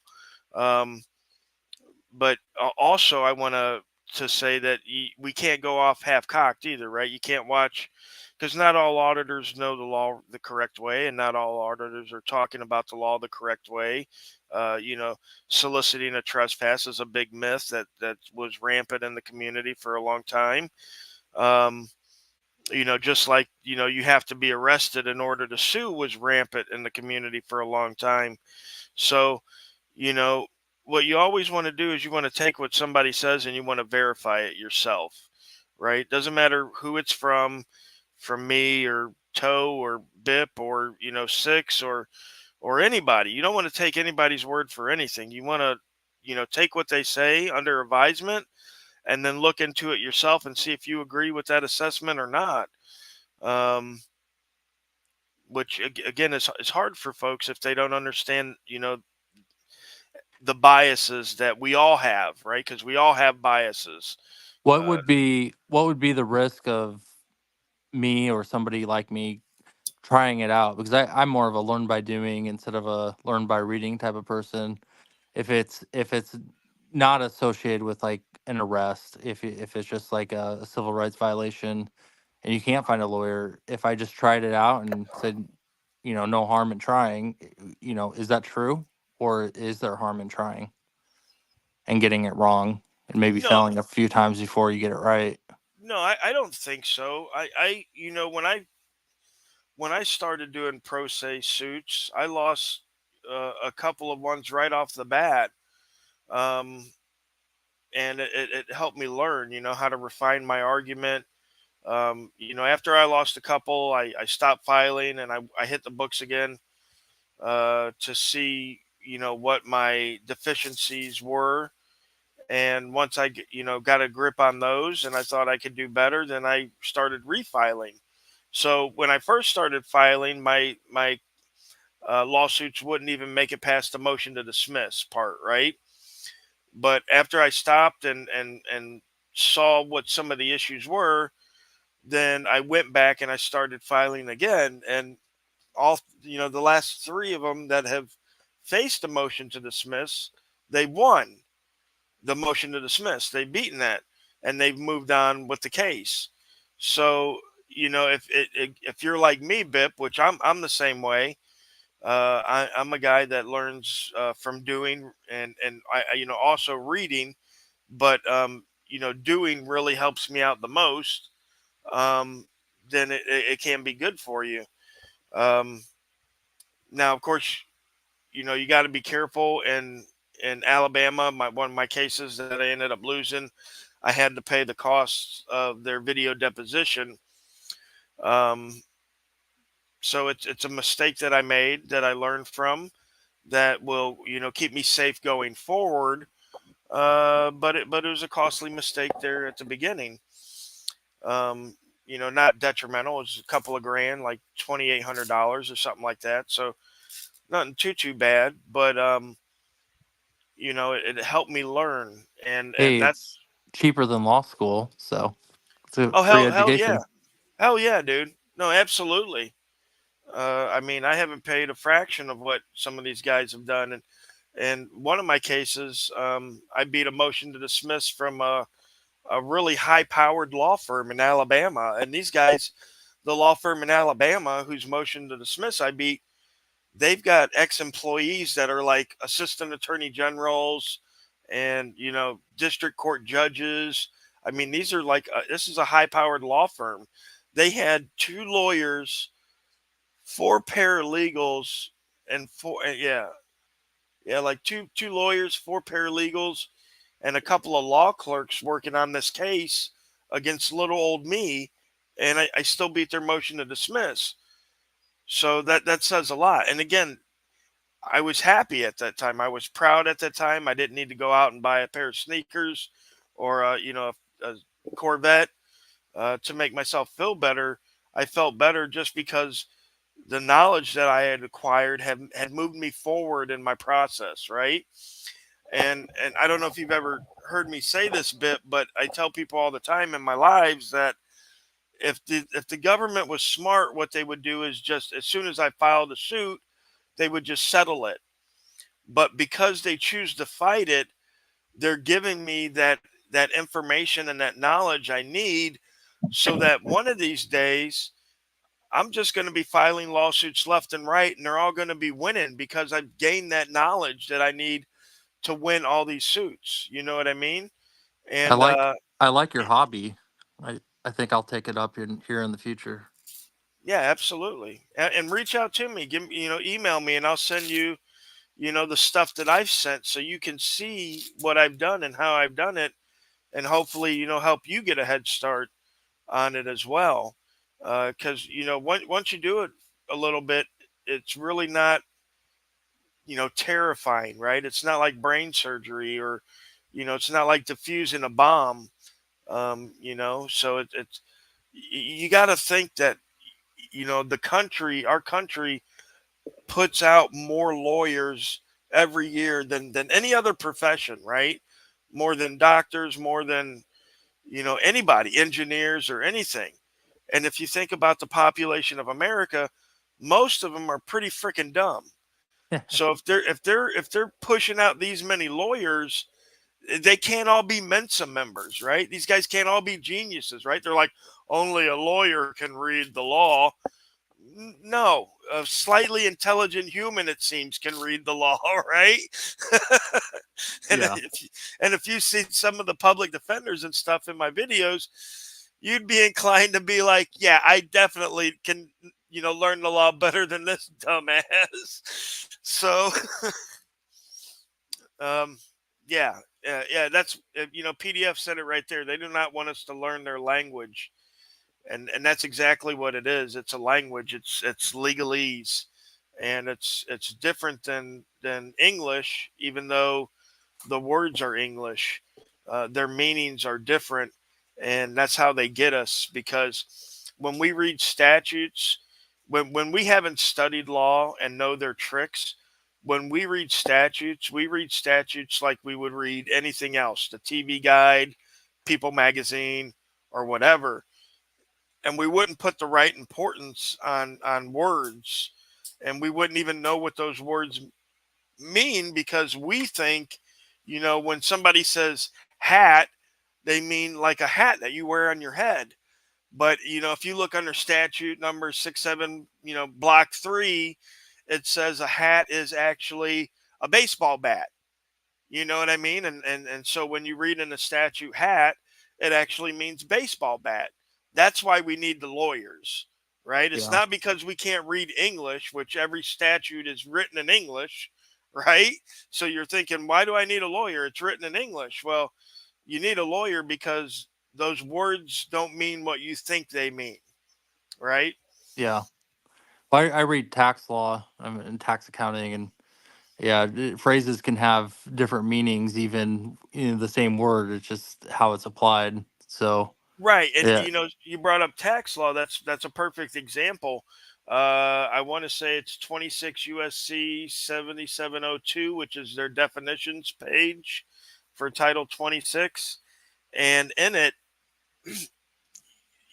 when you think it's a definitions page, and you see a word, you think you're defining a word, right? But if you read that correctly, it says that they're defining a term, right? They don't define words in the social and in the IRS, tax code definitions page.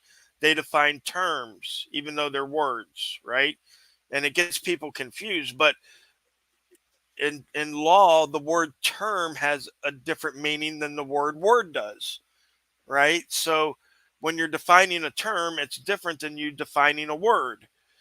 And it becomes more clear, because I know I've got an audience that's right around my age. When you think back to Clinton and when he was on trial, and he said, well, it depends on what the definition of is. Does everybody remember that? Does anybody remember that? It depends on what the definition of is what Clinton said. And the reason that is because is has a couple of different definitions depending on how it's, like Bip said, applied, or what statutes that it's applying to. Is it applying to tax code? Is it applying to criminal code?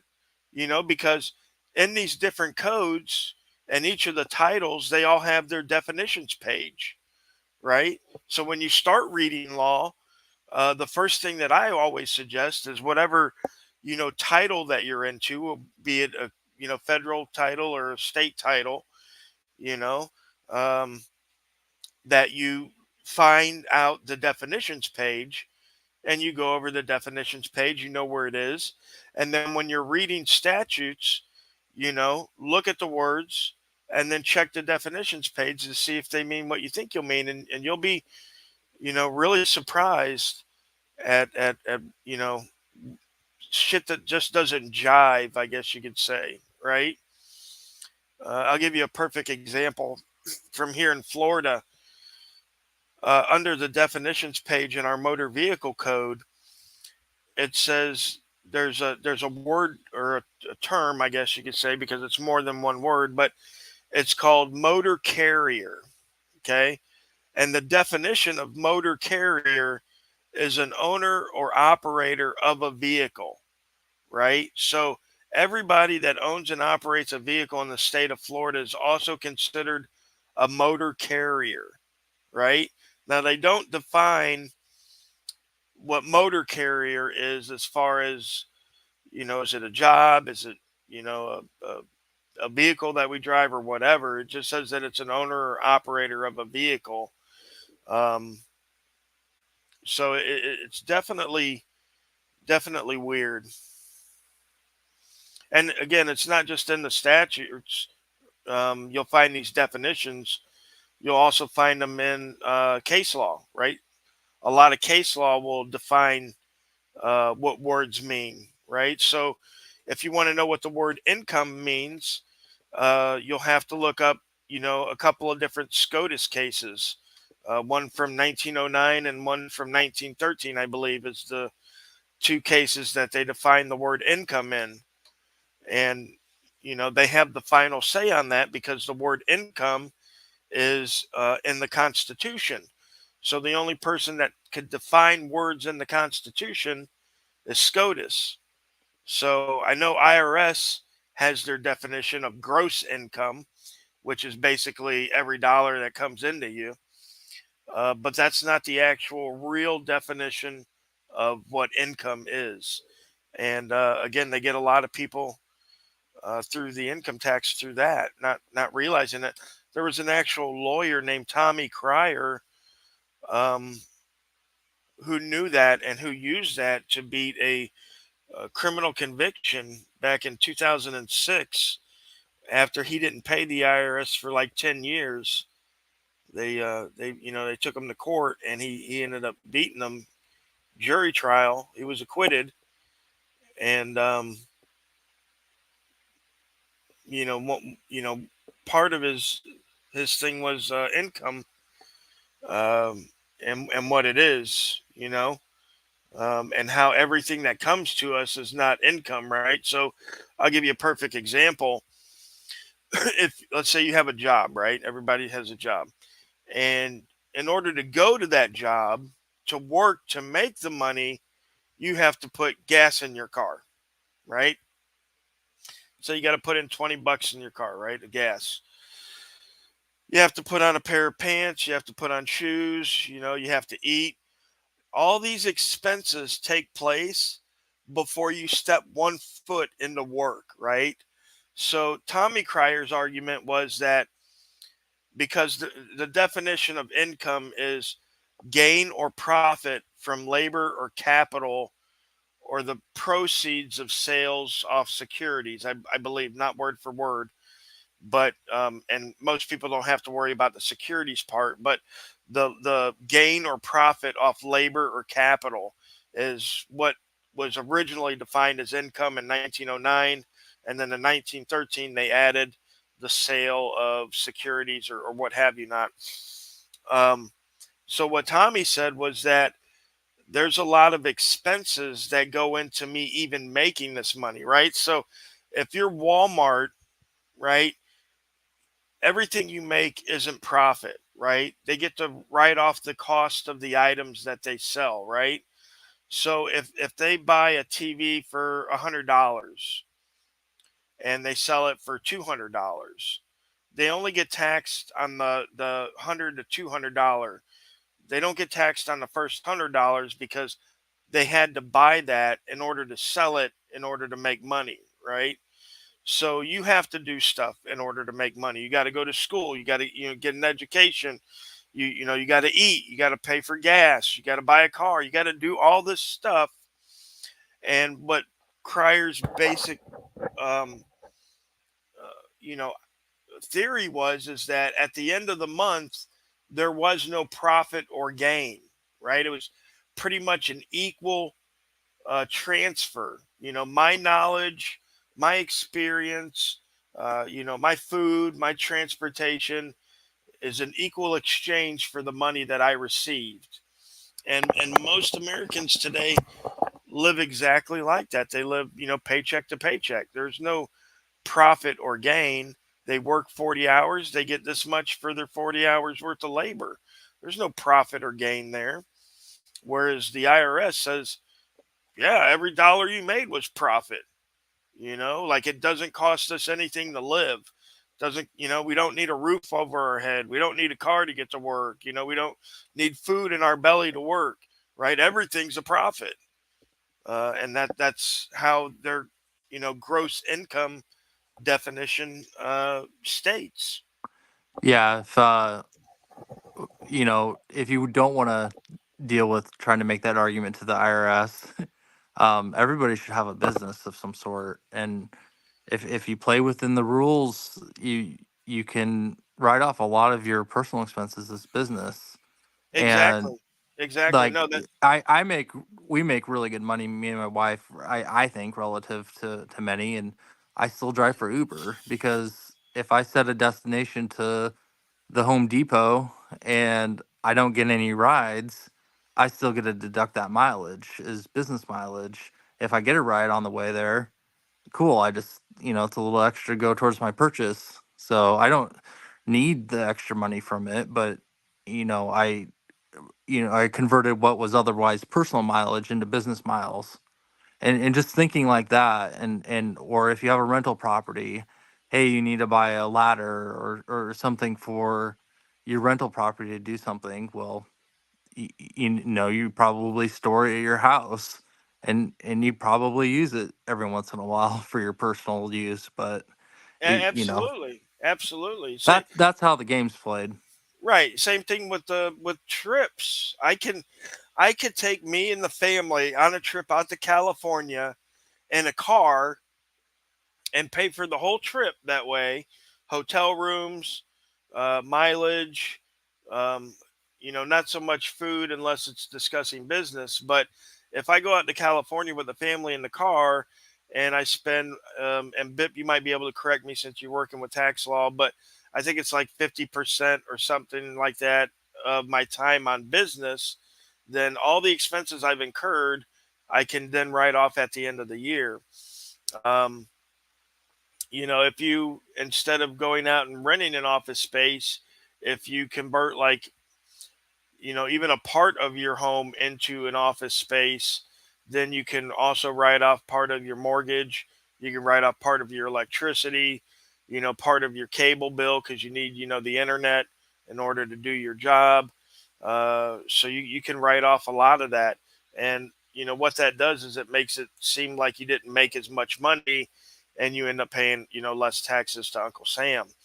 Um, Well, my, the cool thing about the mileage deduction that I really like is I drive a fairly efficient car, and the government's giving 65 cents per mile, and I'm only my actual expenses are like 14 cents a mile, tires, uh, oil changes, gas, all included, and it's it it's a great way to get an extra. I don't pay any income tax on any of my cash income. So I'm actually cash positive, but from a tax perspective, I'm even or even slightly showing a loss. So that's that's a I, cool feature I like. I write off about 720 square foot of my garage as my office space. right. Absolutely. As well, you should. It shouldn't be just left up to the massive corporations.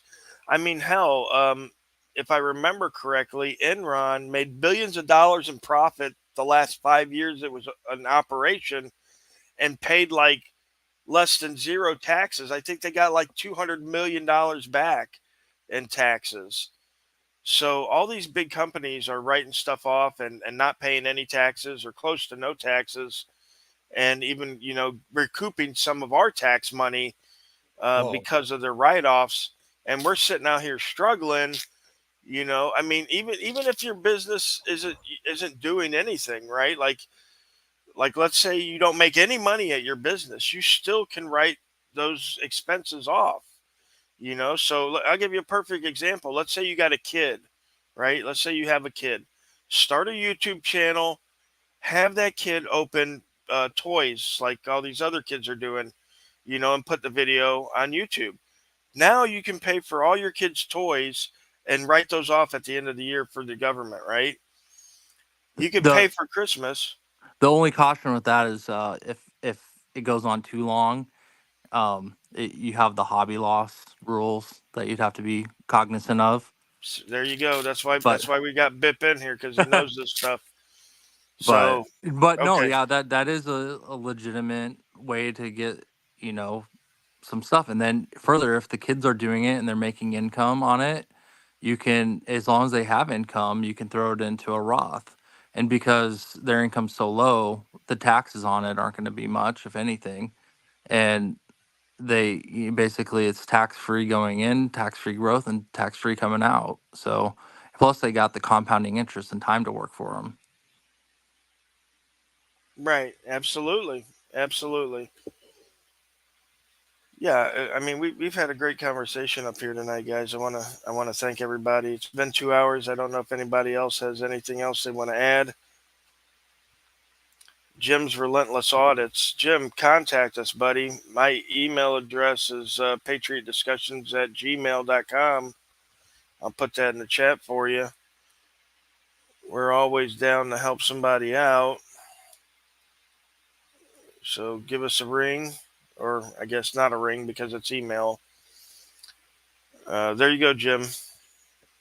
Have you emailed me, Jim? Because I mean, if you have, I should have gotten back to you. Although sometimes I do miss emails. I get a lot of them, and sometimes it takes me a while to get back. I've answered emails, 2 weeks, 3 weeks out of the, since when they were sent to me, because every day I get more emails pushed in my box. So, like the last 2 days, I've been in court, so I haven't been able to check my box a lot. So I got like 100 and 150 emails.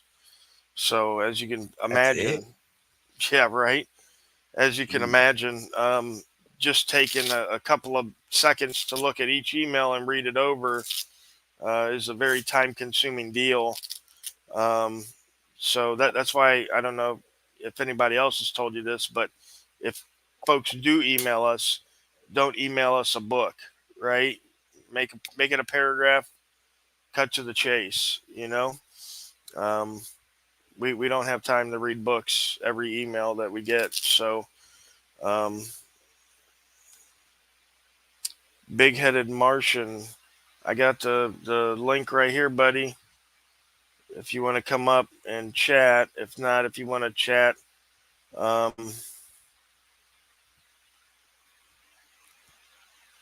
Sometimes Jim's Relentless Audit. Sometimes it's easier to, I don't know, find somebody like someone that doesn't have a lot of emails coming in, like 150 a day or 200 a day, and see if they'll reach out to people they know out here for you. right, and Because a lot another, of us have each other's numbers. So, and I'm just a small little channel. So, right, but I know Rogue and a whole bunch of other people. right, and sometimes, like, okay, I got an email from a lady who needed help. The government was taking her house, and she lives in Texas, and my plate's already full. I've got stuff going on, and that it's quite a distance away from me.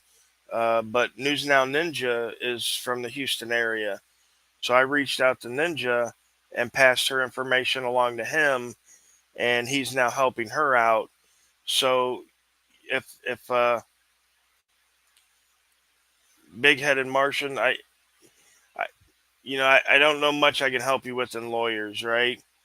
Um, Medical malpractice, that sounds like a something that lawyers would want to take on. Yeah, Jim. I mean, we're all busy, right? I mean, you got to think, uh, and I'm less busy right now than I used to be because I'm not out doing audits all the time. But you got to think, when guys are out doing audits all the time, they're getting 100 emails a day. They've got criminal cases they're fighting, they've got civil cases they're fighting. Um, it's a lot busier than people think, right? It's not 9 to 5. My wife sitting right here. She'll tell you my job's not 9 to 5. It's not 5 o'clock now. It's way past 5 o'clock, right? And I'm working here on my channel. It's not a 9 to 5 job, but reach out to me, Jim, and I will definitely get with you. And if I can't help you, I'll try to put you in contact with somebody that can help you. You know what I mean? Um, I can at least do that.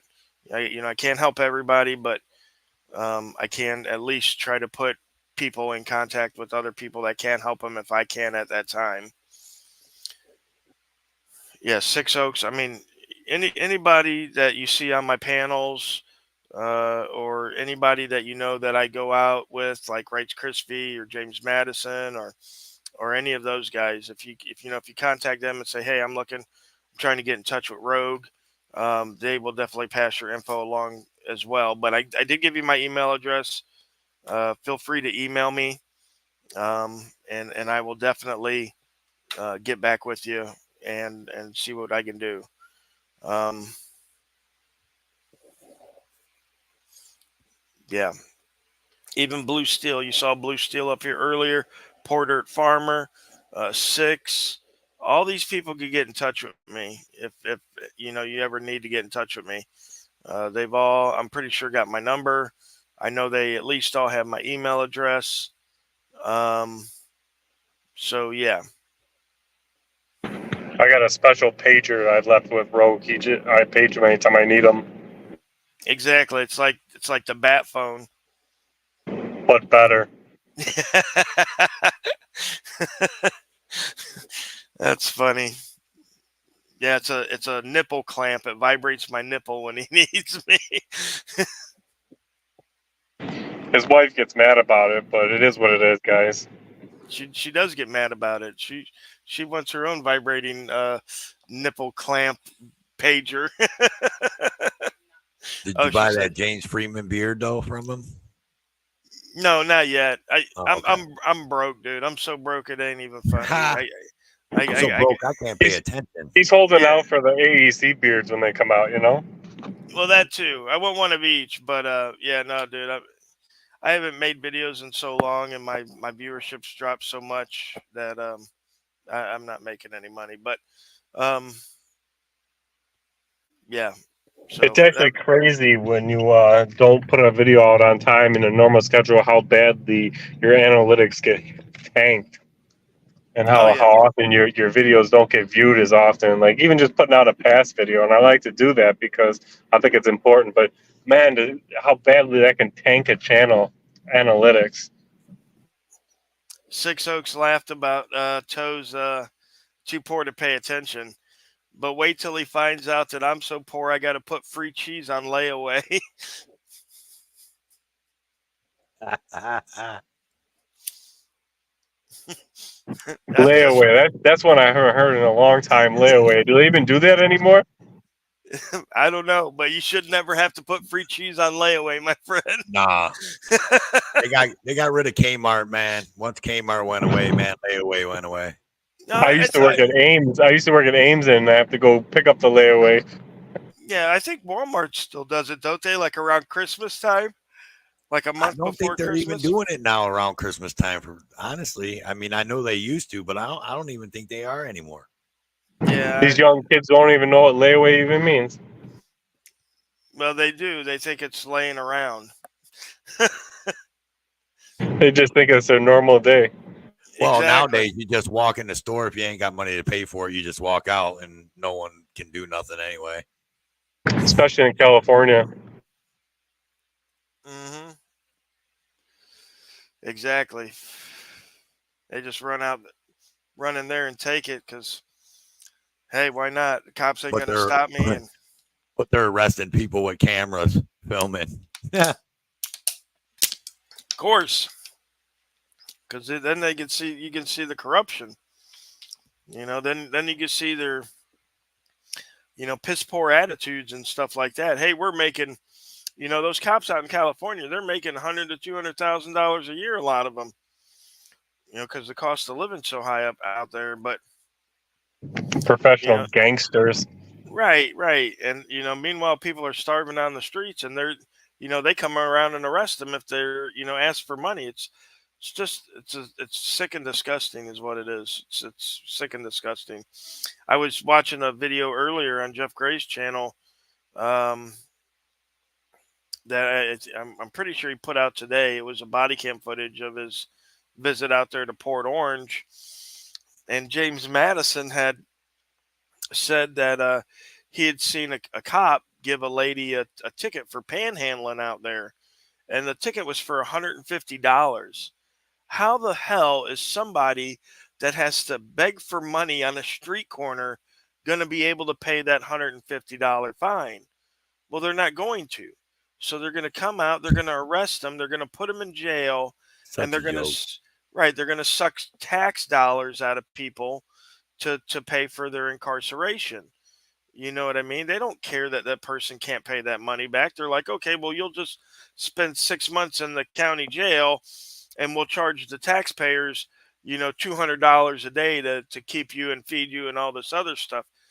I'm amazed at how much tax dollars they get for keeping inmates, right? Especially in the prison Mhm. system where everything's already paid for, right? Like those pants, you didn't have to buy me those pants. I'm wearing Billy's pants that he wore 2 days ago, right? That you put in the laundry, and now I got back. Ain't it? In the I pen, you heard don't somewhere get it's your like own clothes. $250 a day or something per head, right, or some shit like that. Right, I believe something along those lines. But again, it just boggles my mind, right? Because they're buying Oh. everything in bulk. They're buying the food in bulk. I used to work in the kitchen in prison, and we would get, you know, tin cans, the big number 10 cans of everything, which is already at a discounted rate comparing to you going out and buying a can of green beans. So you're already buying in bulk, so you're already getting a discount. And at the rate of bulk that you're buying, it's huge. You're the state, right? Plus you're tax exempt. So it's just insane. Well, And now in Florida, not only are they taxing the taxpayers for people's incarceration, but they're also making the person that's in jail pay for their incarceration, hmm right? Without cutting the taxes. So, 10 years ago, they would just tax the taxpayers. You could go to jail. You wouldn't have to pay any money at all. When I went through jail, 30 years ago down here, I didn't have to pay $1 to be incarcerated, right? Now they're taxing the taxpayers still. And now I got to pay money for my incarceration as hmm well. In It's like, Ohio, it's where the like that hell's in this money Ohio, going? dude. Is it? You go to jail, yeah. Even if you go to the county jail, man, just overnight. Don't go in there with $100. Don't go in there and have $100 or something on your person because you won't have it when you get out because they'll take you Yeah, from that you for fees. I couldn't believe that, dude. When me and Dr. Barry got arrested in Tampa for the cruise line thing that we got arrested for years ago, when we went into the booking, I had money on me, not a lot, $20-$30, I don't remember, but they took that money and said, well, yeah, these the fees for incarcerating or whatever. And on my police report, which luckily we beat the charges, so I never had to pay. But at the bottom of the police report, they wanted to charge me $100 for investigating the crime. Right. So not only did they want to make me pay to be incarcerated, they wanted me to pay money for them to investigate me. That's Right. crazy. So That's crazy. dude, like everything nowadays, not just public records, literally everything is costing money. You used to be able to, get dental and health, while you were in jail. You go see the doctor, you go see the dentist or whatever. All that shit costs money now too. It's like, what the frick am I paying taxes for? I pay taxes for the guy to work on the road. He pulls me over, right, and then he writes me a ticket, and I'm paying for that. Or if I go to court, now I'm paying taxes for the clerk, the judge, the prosecutor, and the cop that pulled me over because he's not coming in for free. He's getting overtime or whatever. So I'm paying all these guys, right? And then let's say I get convicted. Well, shit, now I'm going to jail where I got to pay, the taxes for the jail and plus got to pay more money out of pocket to be incarcerated. Um, it's just, it, dude, they're draining us dry. They're like vampires, like Just financial pay master. vampires. Can I Right. say one thing real quick? Yeah. just to that Jim's relentless audits. Hey, by the way, man, Erie County has a problem with reading chats, even when he's live on his own live stream. So don't feel like he's ghosting you. He just has a problem reading his own chats, let alone someone else's chats. Yeah, sometimes we get to talk. Oh, when I'm on a stream here and I'm on with these guys, I don't even have the chats in the screen. I'm on a phone talking to you guys. Yeah, he had a couple. He was saying a few things over there, trying to get your attention, but I don't think he got it. He thought you were ghosting him.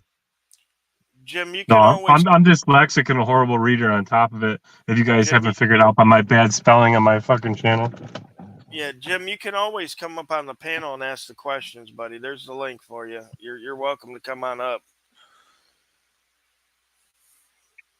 Yeah, look at Six Oaks here. He's got the figures here.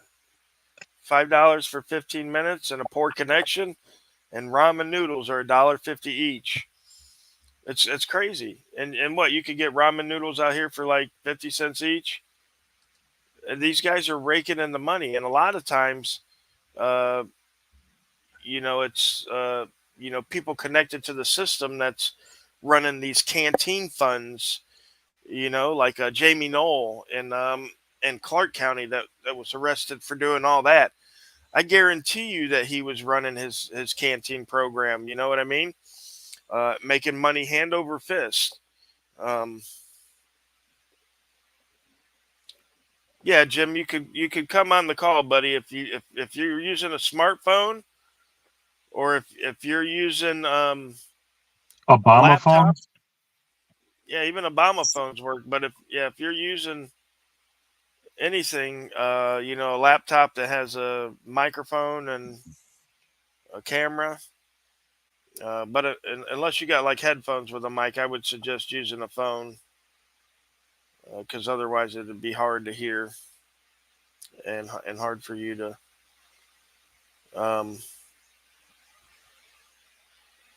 do it.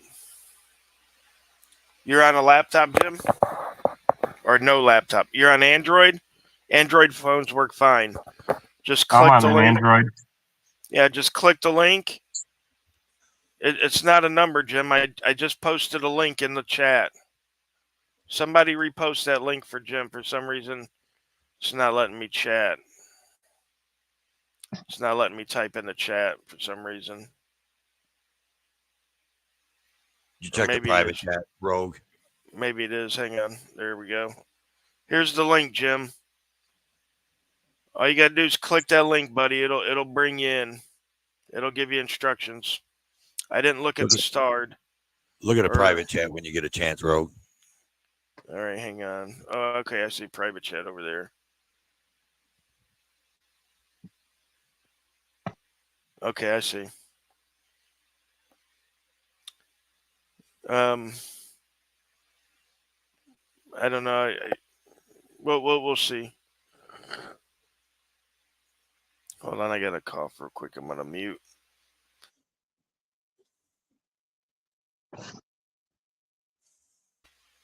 All right, Jim, let me see your face, buddy, just so I won't put you up there with your face on, but let me see that you're actual person and not a naked guy. All right, cool. Make sure you're clothed. Right, yeah. Okay, so I'm going to add you to the stage now, Jim, so you should be able to talk. Let's hear you. Hey, can you hear me, guys? Loud and clear, Jim. We can hear you, buddy. Oh my gosh. Man, I've been trying for almost 2 years now, trying to get in touch with auditors to express, what my talent is and to see what I can do to help with my activism. Man, Erie County, I want to let you know right off, man, you were one of the initial people I followed, and I so respect your work. I've been following actually everybody on here, and man, I here's just to get real quick to the point, so I don't take a whole lot of time on the show. Listen, one of the things that I do not see on any auditor's channel that I do believe will help, and I really want to do it because it is something that I can give to the community that will be helpful. Matter of fact, I just seen a video today regarding the community that I can reach. So for 27 years, I have been an interpreter for the deaf or the hard of hearing, hearing impaired. I'm fluent in sign language. I'm what they call a CODA, CODA. What that means is child of deaf adults. Both of my parents are profoundly deaf. So my first language is sign language. I would love to be able to do something for the deaf community, which they do consider themselves a separate culture. They are a separate culture from, the English or, any other kind of culture. They are their separate culture. They have their own language. And I am fluent in ASL, matter of fact, 12 different sign language. So what I'm trying to do is to be able to do audit videos where maybe I'm in a small corner or something, interpreting videos. I have a hard time with interpreting videos that have curse words, things like that. But with like auditing Erie County, there's some stories there that I do believe would be so helpful to the deaf community, as well as many others. What can I do to get started in something like that? I don't know how to do. I know how to build a channel. I've gotten tens of thousands of followers on other outlets, but on YouTube, it's been a slow process for me. So the quick question is, what can I do to really get started helping auditors out there with doing interpretation of their videos for the deaf community? There's over 30 million deaf in just the U.S. alone, but there are so many deaf people that have their rights violated just because they're deaf. Some have been shot, tased, and other things. But I want to be able to help the deaf community not only be entertained but educated using your guys' outlets. What can I do to get that started? I'm not gonna lie, I like the sound of that. Like if I made a video, put it on, like, find it,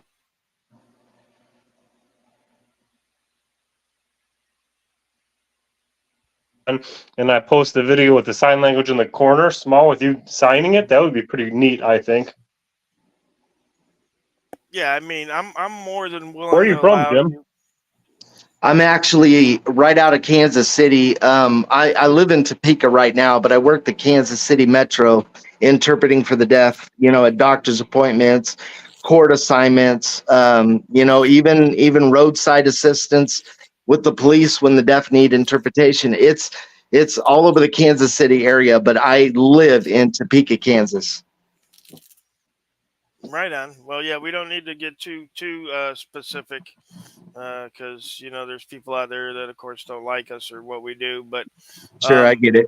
I mean, yeah, I think definitely that um, if you know how to edit videos to where you can put yourself, on the video in the corner or whatever, and signing what's going on in the video. I mean, I would be more than happy to allow you to use any of my videos to do that on and, post on your channel. So that way you can, spread that to your community. Um, Yeah, see, that's one of the things I want to do, but I don't know how to do that with well, YouTube. Do well, you know how to do the editing portion of it? Can you edit and put yourself like in a corner of someone's video? No, Signing? that's what I'm saying. That's the one area I don't know what to do on YouTube. That would be the first thing you would have to do is figure out how to get it edited to where you're signing the whole, every all the speech going on in the video, well, and then you all you need to do is, it. Okay, well, first you'd have to download one of our videos, right? Right. So there's a if you Google YouTube downloader, free downloader, it'll pop up with a whole bunch of downloaders. Their websites where you put in the YouTube link and it'll download the video to your desktop, right? Once you got that video on your desktop, you can play it in your regular media player, and you can use a program called Bandicam, and that'll allow you to put yourself in the corner on that video you can watch the video as you're in the corner signing it. And that would record you on that video signing it. Once that's recorded, then all you'd have to do is just upload it to YouTube. I mean, there'd be really no editing involved in that unless you made a mistake or you wanted to cut out some of the video. You know what I mean? Like there's some dead air in Yeah. the video, something like that. But there's plenty of programs. Like I use VideoPad Pro. It's like $40. You get the program for life. $40, you get the program for Yeah. life. I just kind of got an idea. I was reading the chat and reading what poor Dirt Farmer was saying. What happened to Watcher? There's I don't know. There's even an easier way, honestly, Rogue. He could go and just open a free StreamYards, and go in to record, and then turn his camera on and sit in the corner and just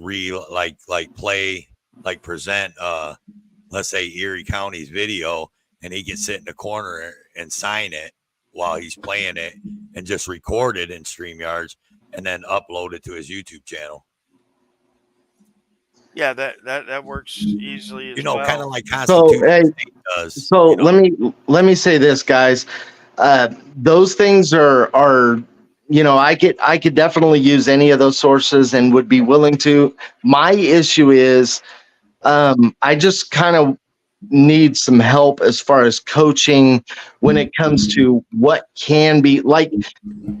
Okay, so as an example, right off from the start here is like if I do a video and then I put myself in the corner, I'm worried about number one, first and foremost, even before YouTube considers it, I'm worried about auditors being offended, me taking their videos and doing that.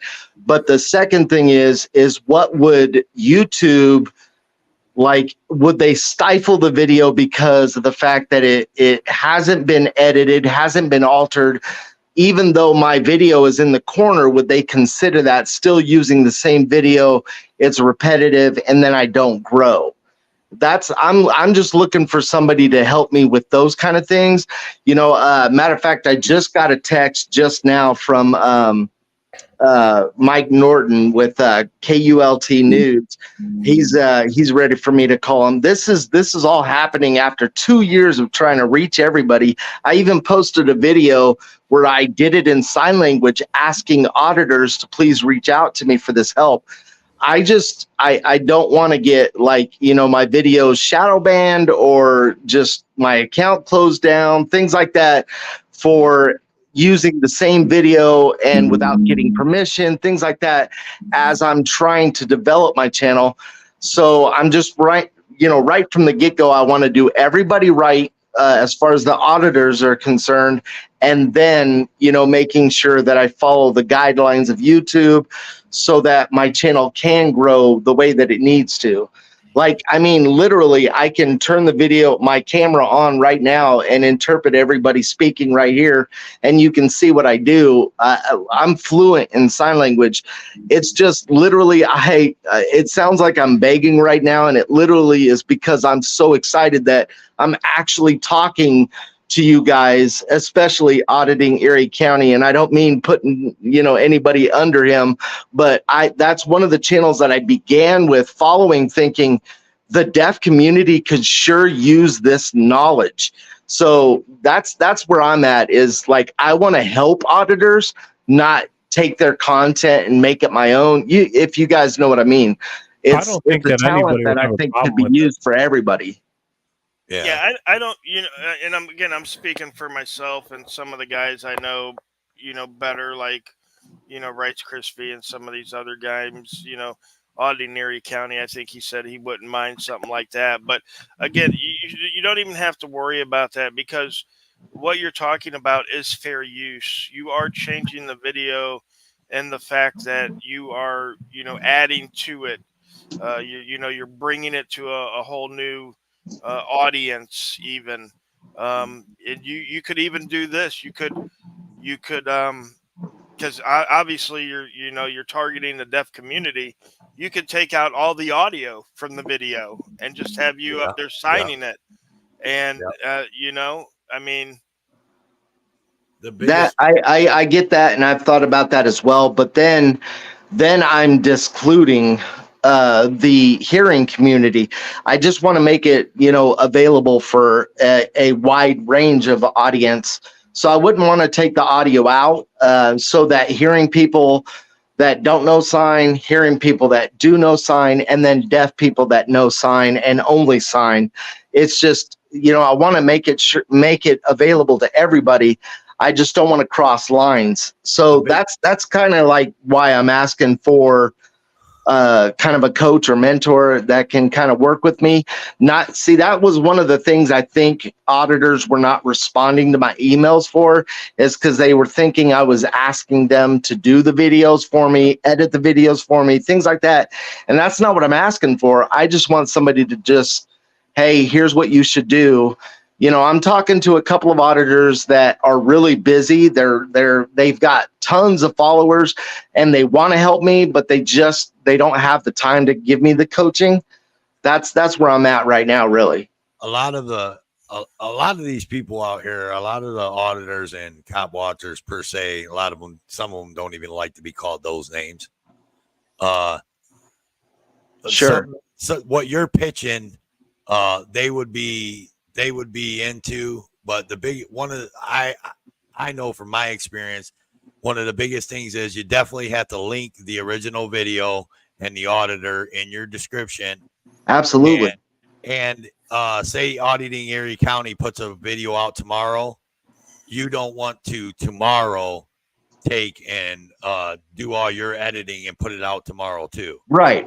I agree with that. You want to wait a couple days, let his viewers get views on it, and then move on. You don't want to just take a fresh, brand new video and Right. drop it with your edit. And I wouldn't mind if Jim took my videos and posted them the very next day with him in it. And you as a would? matter of fact, Yeah, if he was going to do that, I know there's some auditors that would. That's why I'd suggest. I'm saying, Jim, if you want to do that with my videos and you want to sign them out and then repost them on your channel with you in the corner, I'll even advertise it on my channel for, I'll even have you maybe even just sign it out for the beginning, in the part of the beginning of the video saying, signing it that this video will be available tomorrow on this page. And Right. because I think it's an amazing idea. I wouldn't be Yeah, offended at all. I agree. The other thing is that people are saying in the chat right now, but asking anybody if the permission to use their video will keep you from getting copyright strike by them. Mhm. As far as YouTube, I'm sure if you were signing it and making it a little bit different, I don't think you'd get flagged.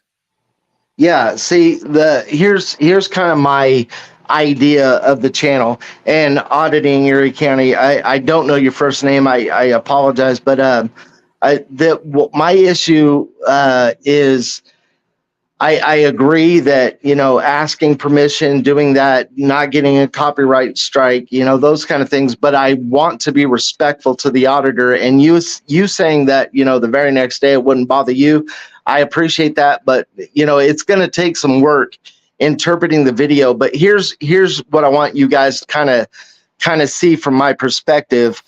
When it comes to interpreting for the deaf, if you'll notice anything on the news, it's usually only worldwide news that they would take those interpreters and put them in the corner or even on the platform with the speaker. They're going to put interpreters up there or in the corner for international news.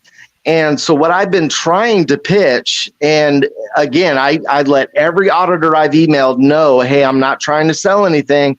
I just need a little bit of help.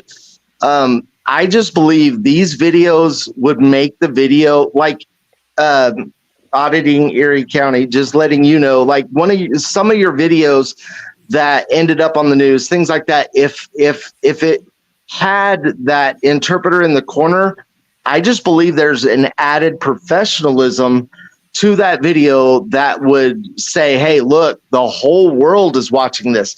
So that's what I'm trying to reach out to people is, hey, I'm not trying to take anything away. I'm not selling you my services. I'm just saying, hey, look what this can do.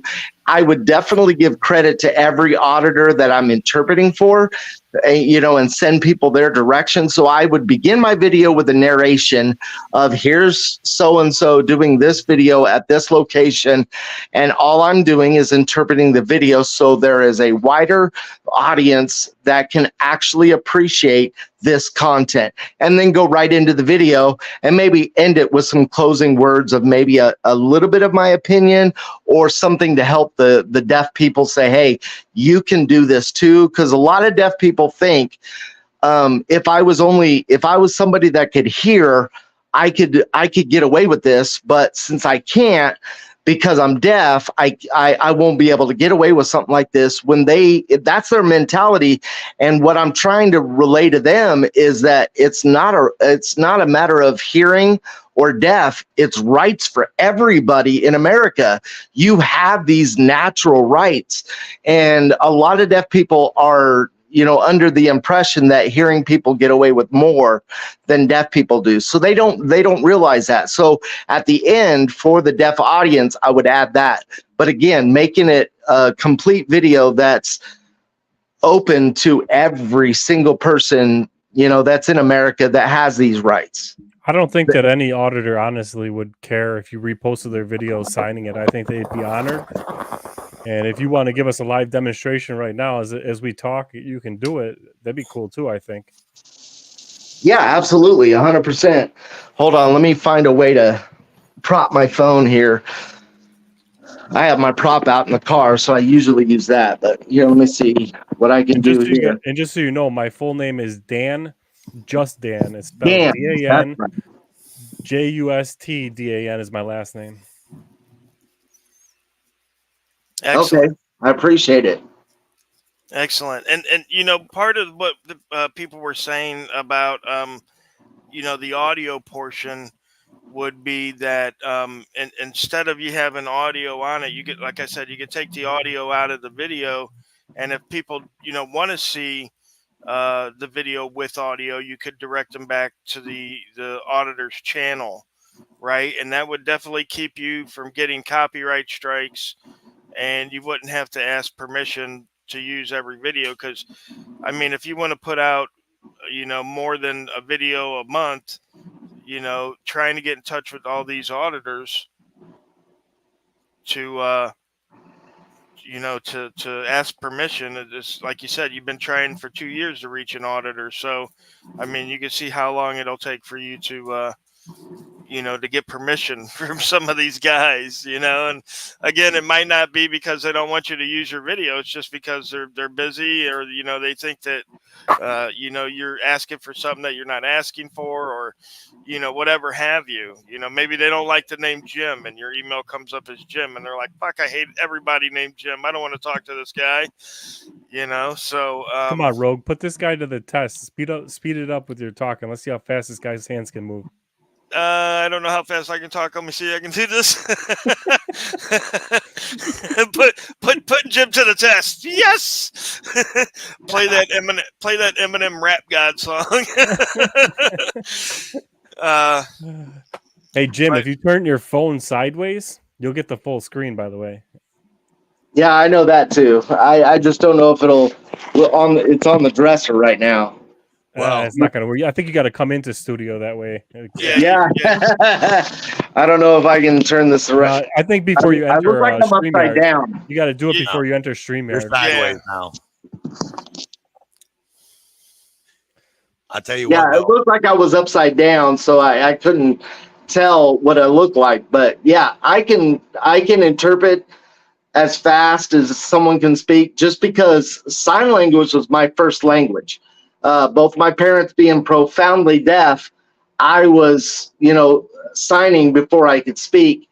And matter of fact, I'm a best-selling author, and that's one of the things I try to present, is that I'm a best-selling author, but I think that became salesy, so some people didn't even look at it. But I'm a best-selling author, and the book is about me growing up with deaf parents and not knowing how to speak English until I was in kindergarten.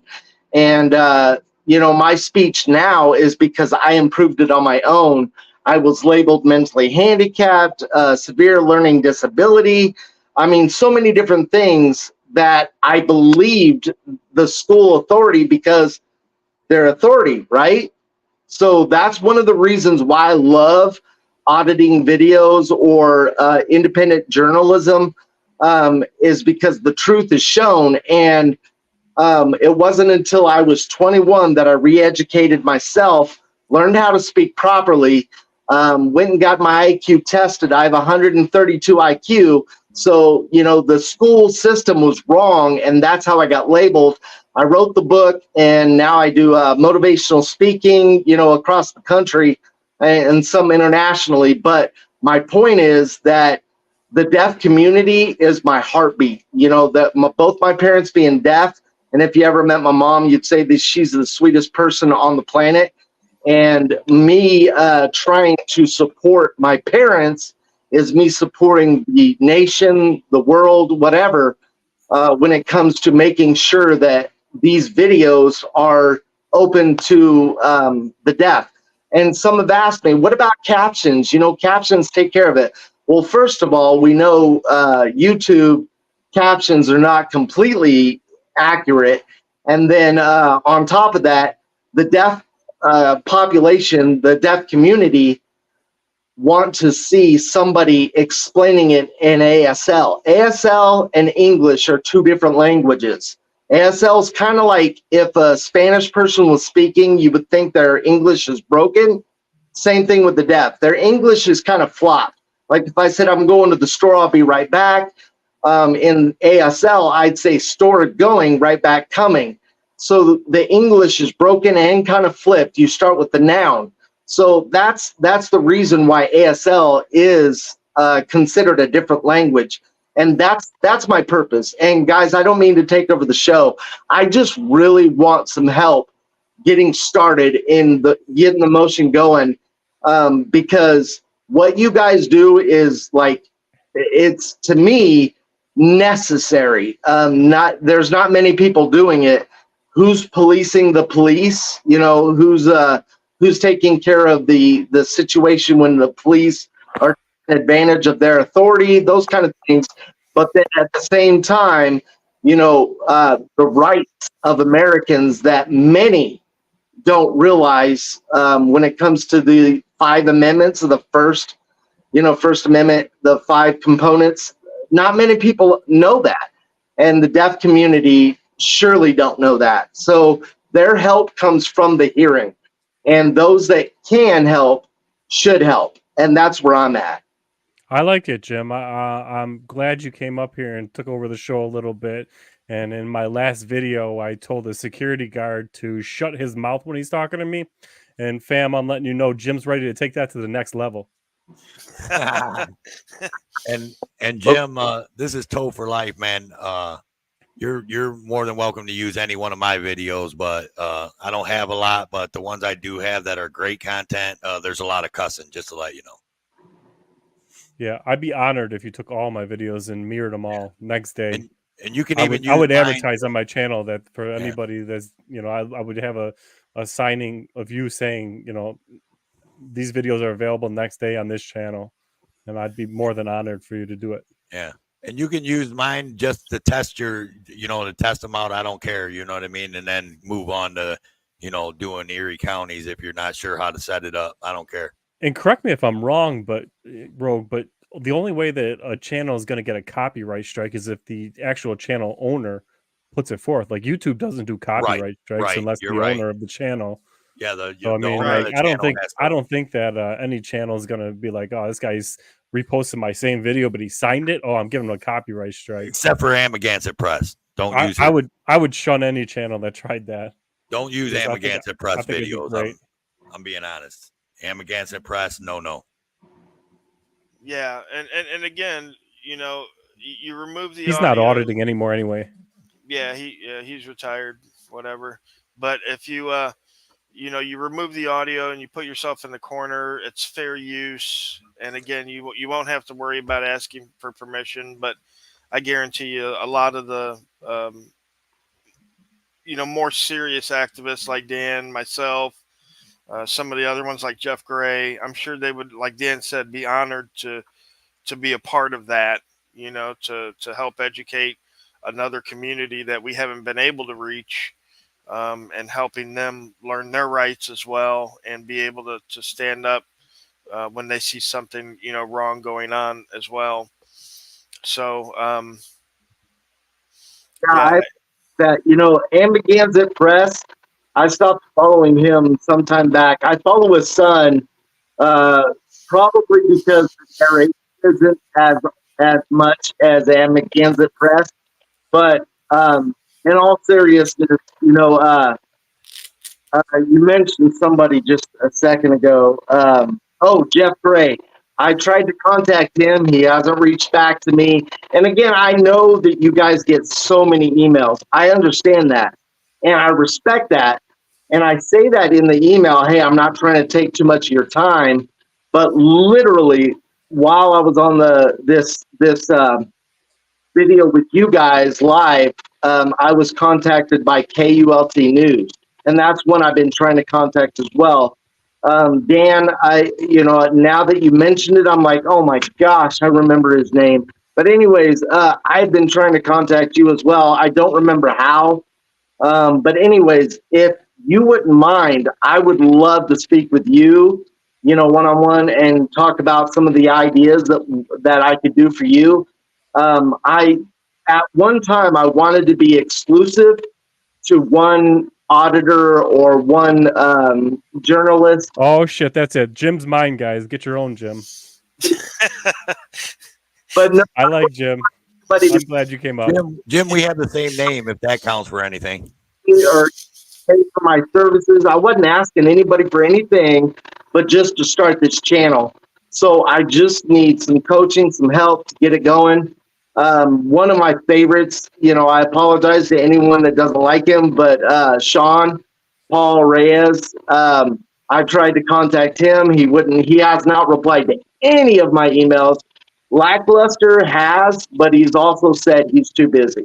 So that's what I'm getting, and I'm hoping just to contact somebody. You can see I'm not going to waste anybody's time. I really have a genuine service to provide, and I can get you in touch with Long Island, Jeff Gray, and some of these other people. I can text them in the background. I'm friends with a lot of these guys, so I'm pretty close with Sean, and I definitely can contact Jeff Gray. He's a great guy. I couldn't imagine him having a problem with you mirroring his videos whatsoever.